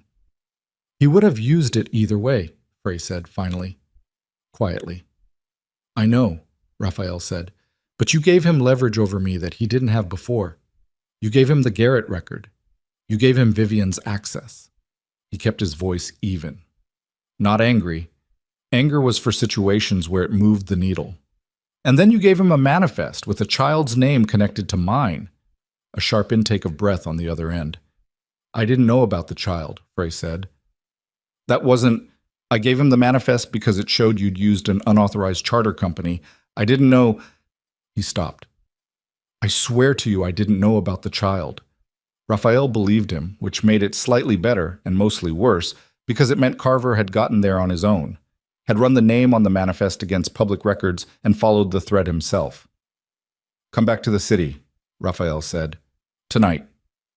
Raphael, you're in the Garland Hotel 40 minutes north. You've been there for 4 days. Come back to the city and talk to my attorney and help us close the chain of evidence that Carver is holding. That is the only version of this that ends well for you. A pause.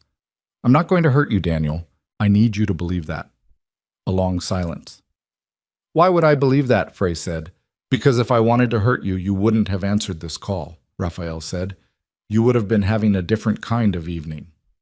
Another silence, and then quietly, I'll be there by 9. Raphael ended the call. He sat for a moment. Then he went to the apartment. Ethan was awake. It was past his bedtime, but the displacement of the day had disrupted whatever schedule existed, and he was on the couch in the apartment's living room with Falcon and Mrs. Packard's road atlas, which had apparently made the journey. Serena was in the kitchen, and when Raphael came through the door, she appeared in the kitchen doorway and looked at him with the flat, accurate assessment she'd been aiming at him since the cockpit. He looked back at her. Anything? She said. Working on it, he said. Frey is coming in. Weston is on the documents. He kept his voice low and positioned himself so Ethan, 20 feet away, couldn't hear the content. The man watching your apartment left about an hour ago. I think Carver pulled him back after sending the message. He wants the conversation. He doesn't want to escalate the pressure before I've had time to respond. And are you going to respond? Not tonight. She nodded. He knows Ethan's school, Raphael said. The name, the location. She absorbed this in the way she absorbed everything, and without visible collapse, but not without cost. Her jaw tightened fractionally, and her eyes went briefly to the living room and then came back.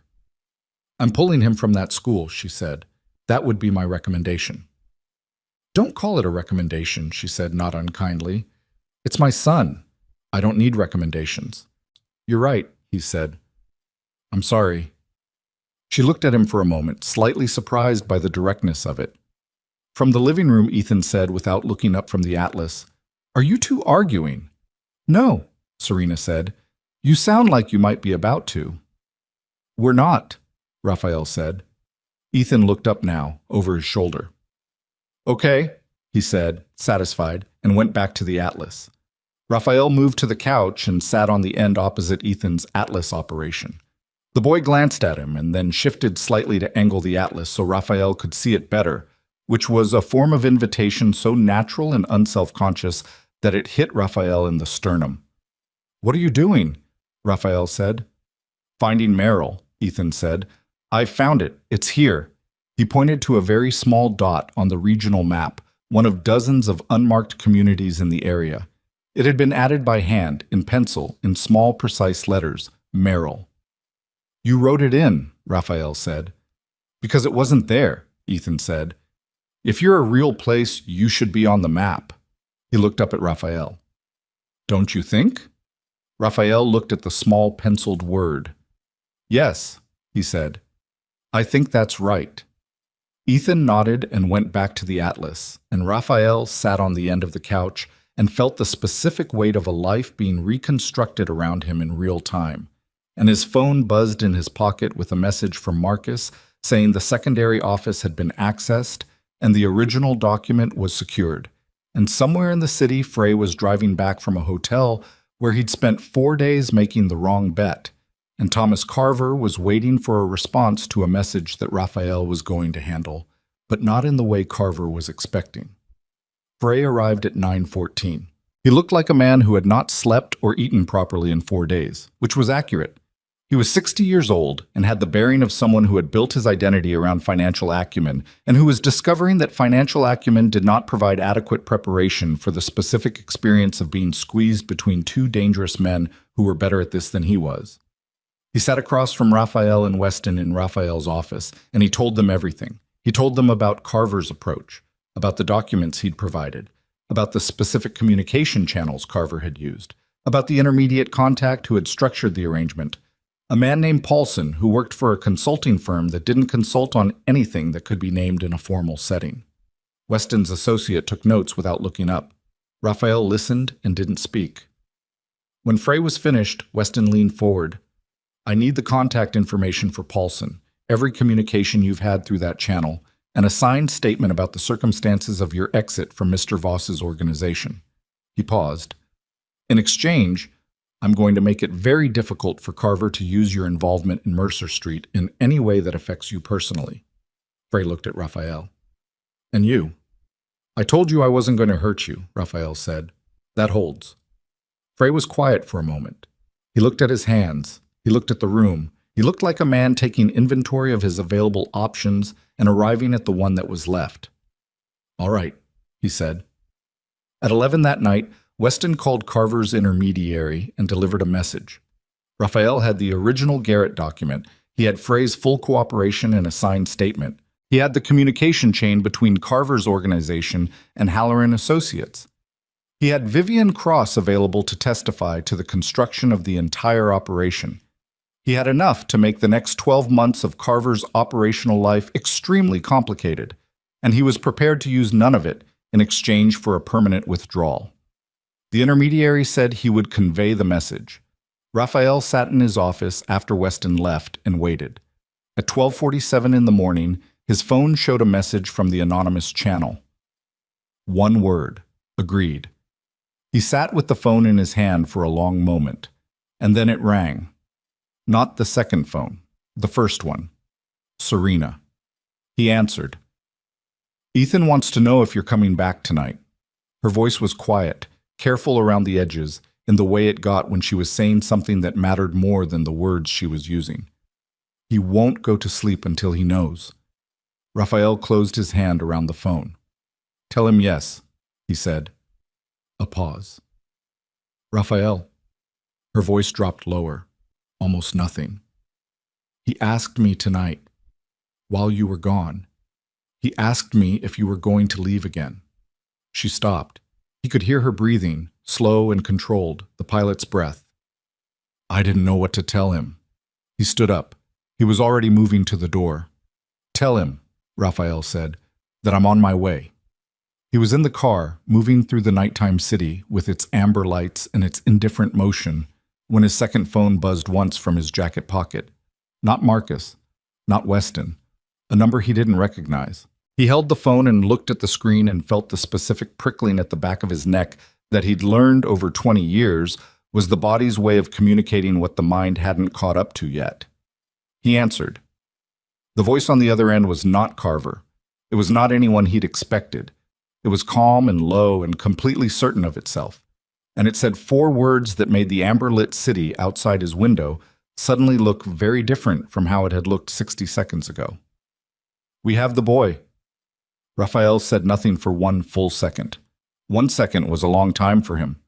In 1 second, he could read a room, make a decision, identify the exit. In this particular second, he did none of those things. He just held the phone against his ear and felt the city outside the car window turn into a backdrop, something flat and unreal, while the voice on the other end waited with the patience of someone who understood that the person they'd called needed a moment to process the geography of what had just shifted. Say that again, Raphael said. We have the boy. Same voice, same calm. Not performing calm, actually calm, which was worse. He's safe. He will remain safe as long as you turn the car around. Where? Turn the car around first. Raphael looked at Pollard in the front seat. Pollard was already reading the rearview mirror, reading Raphael's face in it, and his hands had moved on the wheel in a way that said he was ready for whatever instruction came. Turn around, Raphael said. Pollard turned the car without a word. Good, the voice said. There's an address coming to this number now. Come alone. No calls. The call ended. The address arrived as a text. A warehouse district on the south end of the city, the kind of area that had been industrial and was now in the ambiguous middle stage between abandonment and development, full of buildings that were either being used for something quiet or weren't being used for anything at all. Raphael looked at the address for 3 seconds. Then he called Serena. It rang 4 times, 5, 6. She answered on the 7th, her voice not sleep-roughened but alert in the way of someone who had been lying in the dark, not sleeping. Raphael, where is Ethan? He said. A pause that lasted less than a second, but that he felt in every part of his body. He's... Movement on the other end, quick, the sound of her crossing a room. He was on the couch. He was right. A door, another door. Raphael, he's not here. I know, he said. Listen to me. Where is my son? I'm going to get him. I need you to listen to me right now.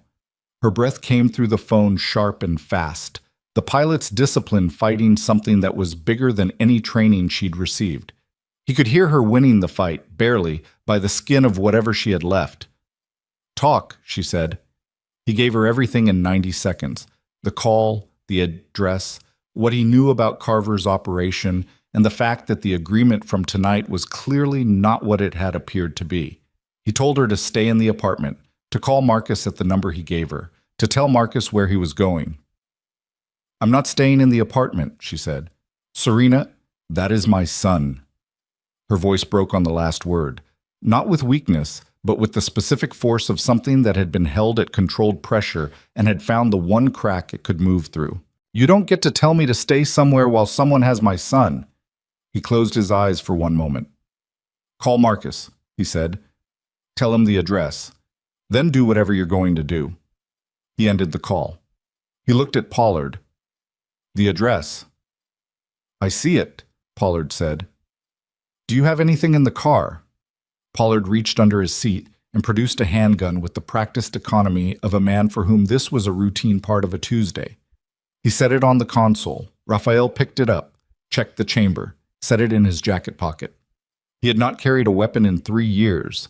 He had made a deliberate decision to create distance between himself and the direct mechanics of violence, relying instead on the infrastructure he'd built around him, the people and systems that handled those mechanics. So he didn't have to. He had told himself this was strategic. He had told himself it was operational. He was now in a car moving through a city at 1 a.m. toward a warehouse where someone was holding his 4-year-old son, considering the possibility that he had been partially lying to himself. The warehouse was on Carver's name, not directly, through a property management company that connected to one of his holding structures. Marcus confirmed this in a text while Raphael was still in the car, which meant the agreement had been theater. Carver had agreed to withdraw because he was planning something different, not leverage through documents, but leverage through the one thing Raphael had underestimated by believing it could be resolved cleanly tonight. They had Ethan before Raphael had called Frey, before Weston had delivered the message. Carver had been running 2 tracks simultaneously, the negotiation and this, and Raphael had been so focused on the documents and the legal architecture that he had not looked at the thing right in front of him. He thought about Ethan asleep against his arm in the car from Merrill. He thought about the boy adding Merrill to the atlas in small pencil letters. He thought about the question Ethan had asked Serena. Is he going to leave again? Pollard stopped the car 1 block from the address. Wait here, Raphael said. Raphael, wait here. If I'm not out in 40 minutes, call Marcus and give him the situation, then wait for instruction. He got out of the car. The street was empty and cold, the kind of cold that had settled in for the night and wasn't negotiating. Loading dock doors lined both sides of the block, most of them locked, some with the particular texture of recent use. Tire marks, fresh padlock hardware, light showing in thin lines under the doors. The address on the text corresponded to a building halfway down on the right, a 2-story structure with a metal exterior that had gone from gray to rust in patches. One window on the upper floor showed light. He walked toward it. The door was unlocked. A message, not an oversight. Come inside. We're ready for you. He went inside. The ground floor was empty storage, shelving units, some broken cardboard debris, the smell of machine oil and damp concrete. Light came from above, through the open stairs at the far end.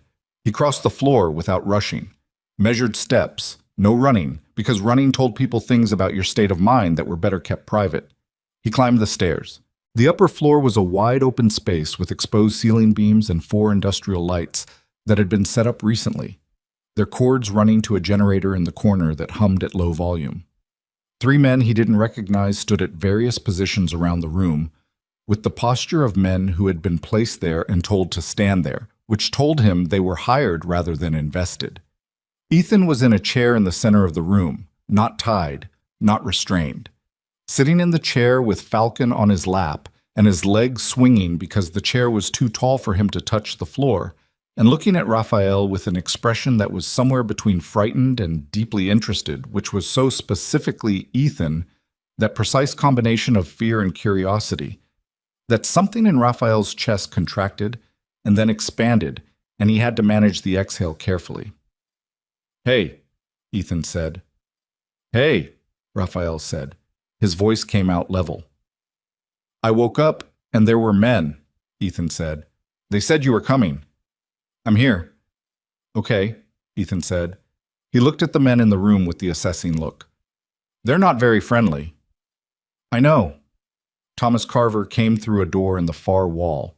He was 70 years old and looked 60 and moved like someone who had conserved himself carefully over a long life of occasions like this one, saving his energy for the moments that required it.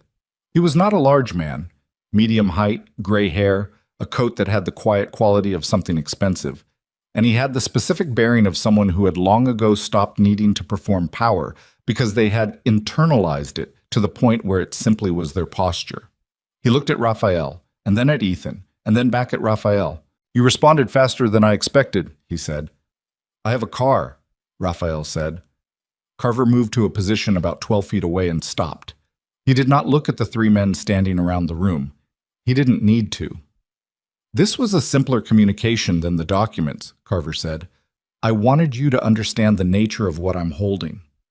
I understand it, Raphael said. I'm not sure you did, Earlier tonight. Earlier tonight, you called Frey and you let your lawyer send a message through my intermediary, and you thought that closed the matter. Carver's voice was even and without anger, the voice of a man who is not emotional about this, who is simply conducting business that has been pending for 2 years. It didn't close the matter. It made the matter more interesting. What do you want? Raphael said. The same thing I wanted before, Carver said. Access, not control. I'm not interested in running your network. I want a lane, specific operations, specific corridors, managed through your infrastructure. In exchange, I withdraw everything, permanently. The documents, the Halloran file, the exposure on Mercer Street. A pause. And the boy goes home tonight. Raphael looked at him. He looked at Ethan, who was watching the conversation with the focused attention of someone following a language lesson in a class he hadn't enrolled for. Ethan didn't understand what was being discussed. He understood that the adults in the room were engaged in something serious. He had been frightened when he woke up. Raphael had seen it in his eyes for a half-second before the curiosity came back up, and he was managing it with the specific composure of a child who had learned composure from a mother who modeled it every day. If I say no, Raphael said, then this becomes a longer conversation, Carver said, and the boy is part of the longer conversation. You're going to threaten a 4-year-old to my face. I'm going to explain the situation, Carver said. The boy is here. I'm explaining what determines when he goes home. Raphael looked at the 3 men in the room. He had the gun in his jacket pocket. He was calculating. Carver could see him calculating and was not disturbed by it, which meant Carver had calculated the same scenario and was confident in the outcome. The door at the top of the stairs opened. Raphael's hand moved toward his jacket. Serena walked through the door. She was not alone. Marcus was 2 steps behind her, with his own reading of the room happening at the same speed Raphael's had. And behind Marcus, Victoria Voss. Raphael stared at his mother. She was 64 years old, and she was wearing the same coat she wore to the coast, and her white hair was unset from whatever she'd been doing when Serena had called her, and she walked into the room with the specific composure of a woman who had been waiting for the night this happened and had prepared herself accordingly. Carver looked at Victoria. Something moved in his face, the first uncontrolled thing Raphael had seen there. Victoria, Carver said. Thomas, his mother said. Raphael looked between them. You know each other, he said. We knew each other, Victoria said. She was looking at Carver with the expression of someone confronting a thing they had hoped would resolve differently. 35 years ago, before your father, before any of this. She moved to the center of the room, between Raphael and Carver, which was either brave or precise, or both. Thomas, this is finished, Victoria. I'm not here to negotiate with you, she said. I'm here because I've been carrying the knowledge of what you are for 35 years, and I am done carrying it. She looked at him with the directness of someone who has decided they have nothing left to lose by being truthful. You've been using my son's world as an operating territory for a decade. You've been taking pieces and leaving no fingerprints and waiting for the moment when you could take something larger. I know this because you told me. 35 years ago, when you were different from what you are now, you told me what you intended to become. And I watched you become it, and I said nothing because I was afraid of what saying something would cost. She paused. I'm not afraid of it anymore. The room was very quiet except for the generator. Carver looked at Victoria for a long moment. Raphael couldn't read what was in it. It was too old and too private to decode from the outside. What do you think this changes? Carver said. You're on record, Victoria said, not with law enforcement, with people who will use what they know in ways that are specific to your world and your operations. I have spent 3 years building that record. Everything that connects you to the Halloran engagement, to Frey, to tonight. She held his gaze. If the boy is not out of this room in the next 2 minutes, that record moves. A long silence. Carver looked at Raphael. Raphael looked back at him without expression. Carver looked at Ethan, who was still sitting in the chair with Falcon and whose legs were still swinging, and who was watching Victoria with the look of someone who had decided she was probably the most interesting person in the room. Carver said nothing. He turned and walked back through the door in the far wall. The 3 hired men looked at each other, and then at the door, and then moved toward the stairs one at a time and went down them and were gone. Ethan said, "Are we leaving now?" Serena crossed the room in 4 steps and picked him up and held him with both arms, the way a person holds something they have come very close to losing, and Ethan let himself be held for about 3 seconds before he started explaining to her that he'd been fine because he'd had Falcon, and Falcon was good in emergencies. Raphael watched his mother. Victoria was still standing where she'd been. The composure that had carried her through the last 4 minutes was still present, but it had cost her something, and now that the room had cleared, she was spending some of what it had cost, standing very still and looking at nothing in particular. He crossed to her. 35 years, he said. She looked at him. Her eyes were clear and dry, the eyes of someone who had already done the crying in private and had come here with the dry eyes. I made many choices I cannot undo, she said. Knowing Carver was one. Waiting too long to tell you about Ethan was another. She looked at him without flinching. I'm not going to apologize in a way that sounds like I expect it to fix anything. I'm going to tell you that I have been trying for the last 3 years to build something that would protect you and that boy. And tonight is the result. You could have told me, he said. You would have moved on Carver directly, she said, and you would have made it worse. You needed to be in that room right now as a father, not as what you are operationally, because what you are operationally would have gotten Ethan hurt. Raphael stood with this. She wasn't wrong. He knew she wasn't wrong. That was the specific difficulty of his mother. She was with infuriating consistency, not wrong. We're not finished, he said. You and I. I know, she said. We have time. He looked at her for another moment, and then he went to Serena. She had put Ethan down and was crouching in front of him, doing the rapid and efficient physical assessment of a mother, checking, touching, looking, satisfying herself that the accounting was complete and everything that was supposed to be there was there. Ethan was tolerating this with the patience of someone who understood it was necessary and was waiting for it to be over so he could explain about Falcon again. Raphael crouched beside Serena. Ethan looked at him. Were you scared? Raphael said. Ethan considered this seriously. A little, he said. At first. But then I thought about what Mom says, about breathing and trusting your training. What's your training? Raphael said.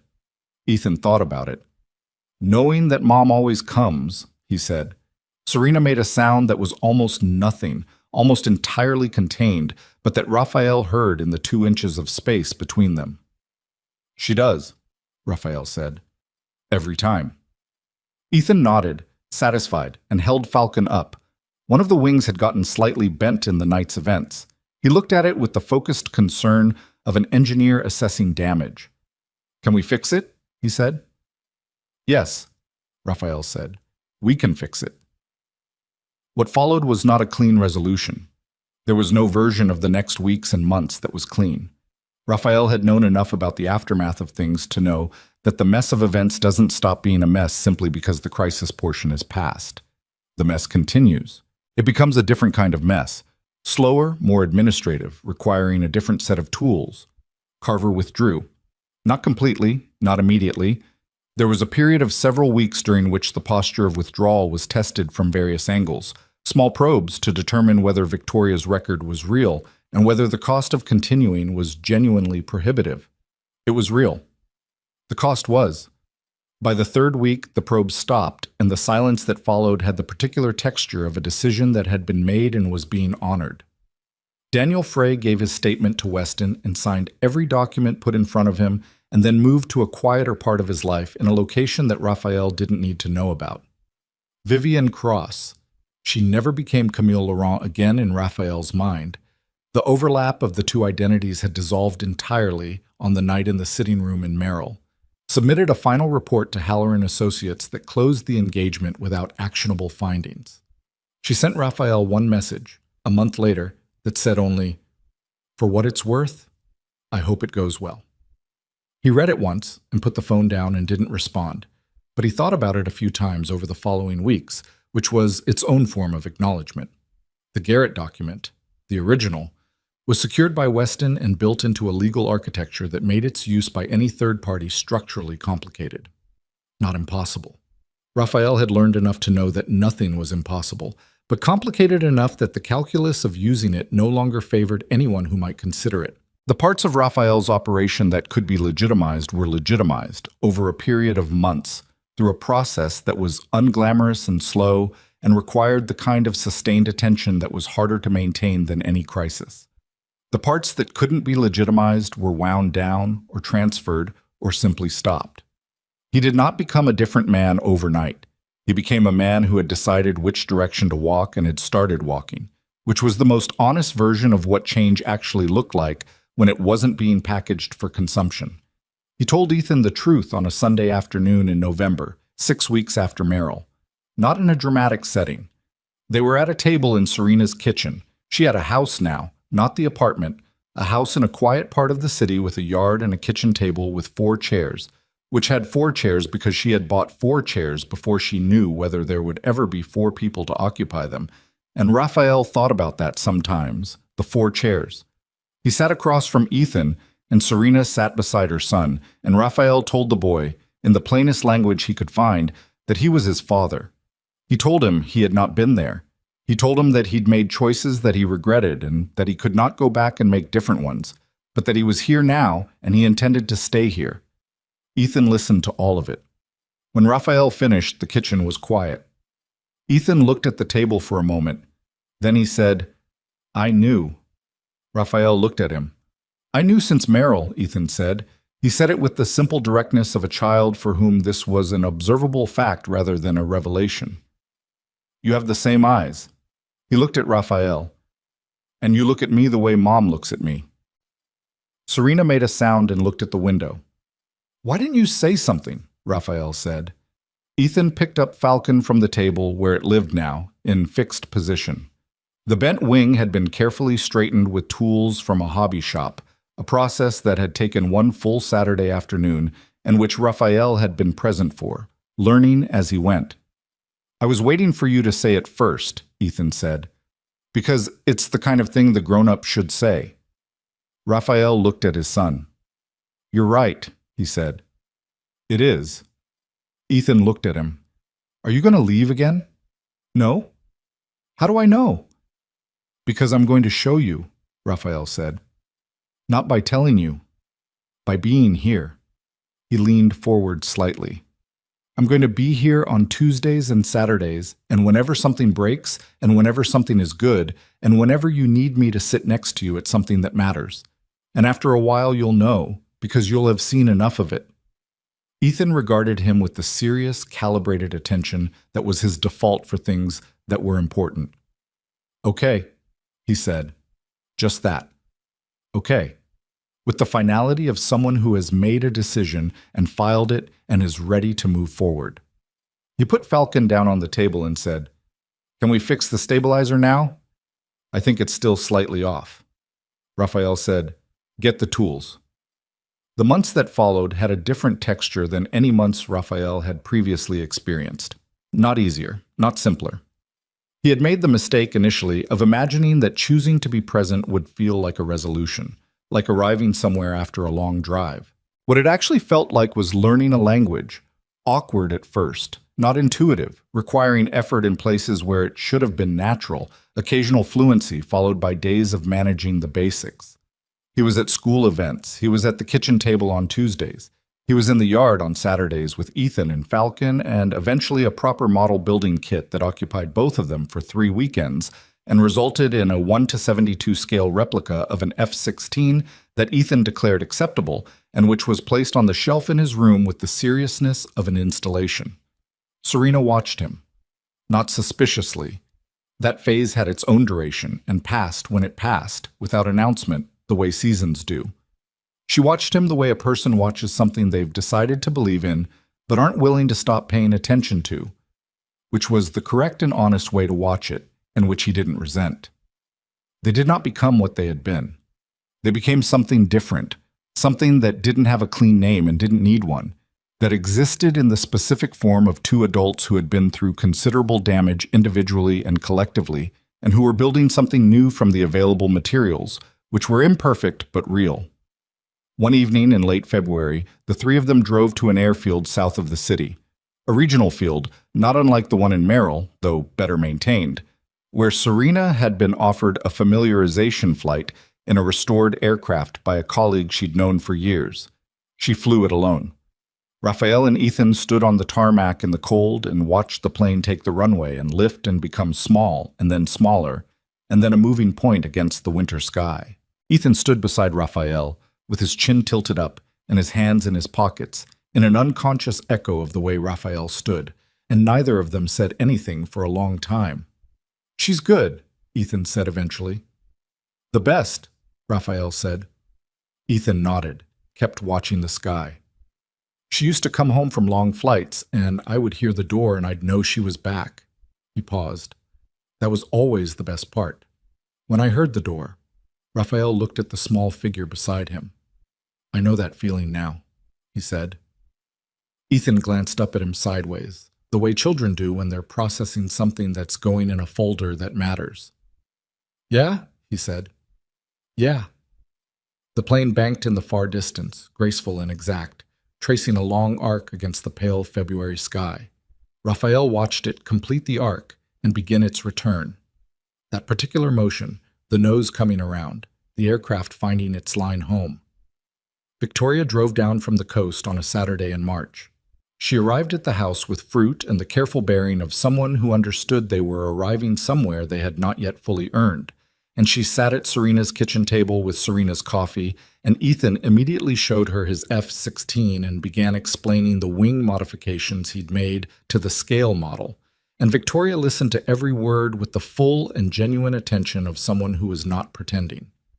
Later, when Ethan was in his room and Serena was in the yard, Raphael sat across from his mother at the table.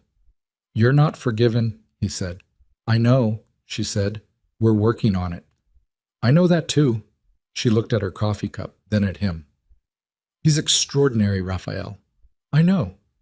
He's going to give you a very hard time in about 10 years. "Good," Raphael said, and meant it. His mother smiled. Just slightly. The particular smile she'd had since before he could remember, the one that said she knew something was true that she'd suspected for a long time. "Your father," she said, and then stopped. "I know," Raphael said. "Do you?" "I know what I'm not going to do," he said. "The rest I'm figuring out." She nodded. Let it sit there. Complete. Outside in the yard, Ethan had appeared and was explaining something to Serena with the urgent focus of someone who has had a thought about aircraft design and cannot wait to share it. Serena was listening and nodding, and her face had the specific quality that it had in those moments. Open, fond, doing the thing that she did where she took in everything around her without appearing to, the same quality she brought to the cockpit, to the controls, to the particular precision of knowing where you were at all times. She looked up and saw Raphael through the kitchen window. She held his eyes for a moment. She looked back at Ethan. Raphael watched them. In the window glass, faint and transparent, he could see the reflection of his own face, not the face he'd carried for 20 years of building things that required fear to sustain them, not the face of the man on the tarmac in the gray morning who had received a message that opened everything up, something different, something that didn't have a name and was still becoming what it was going to be. He looked at it for a moment. He got up from the table and went outside.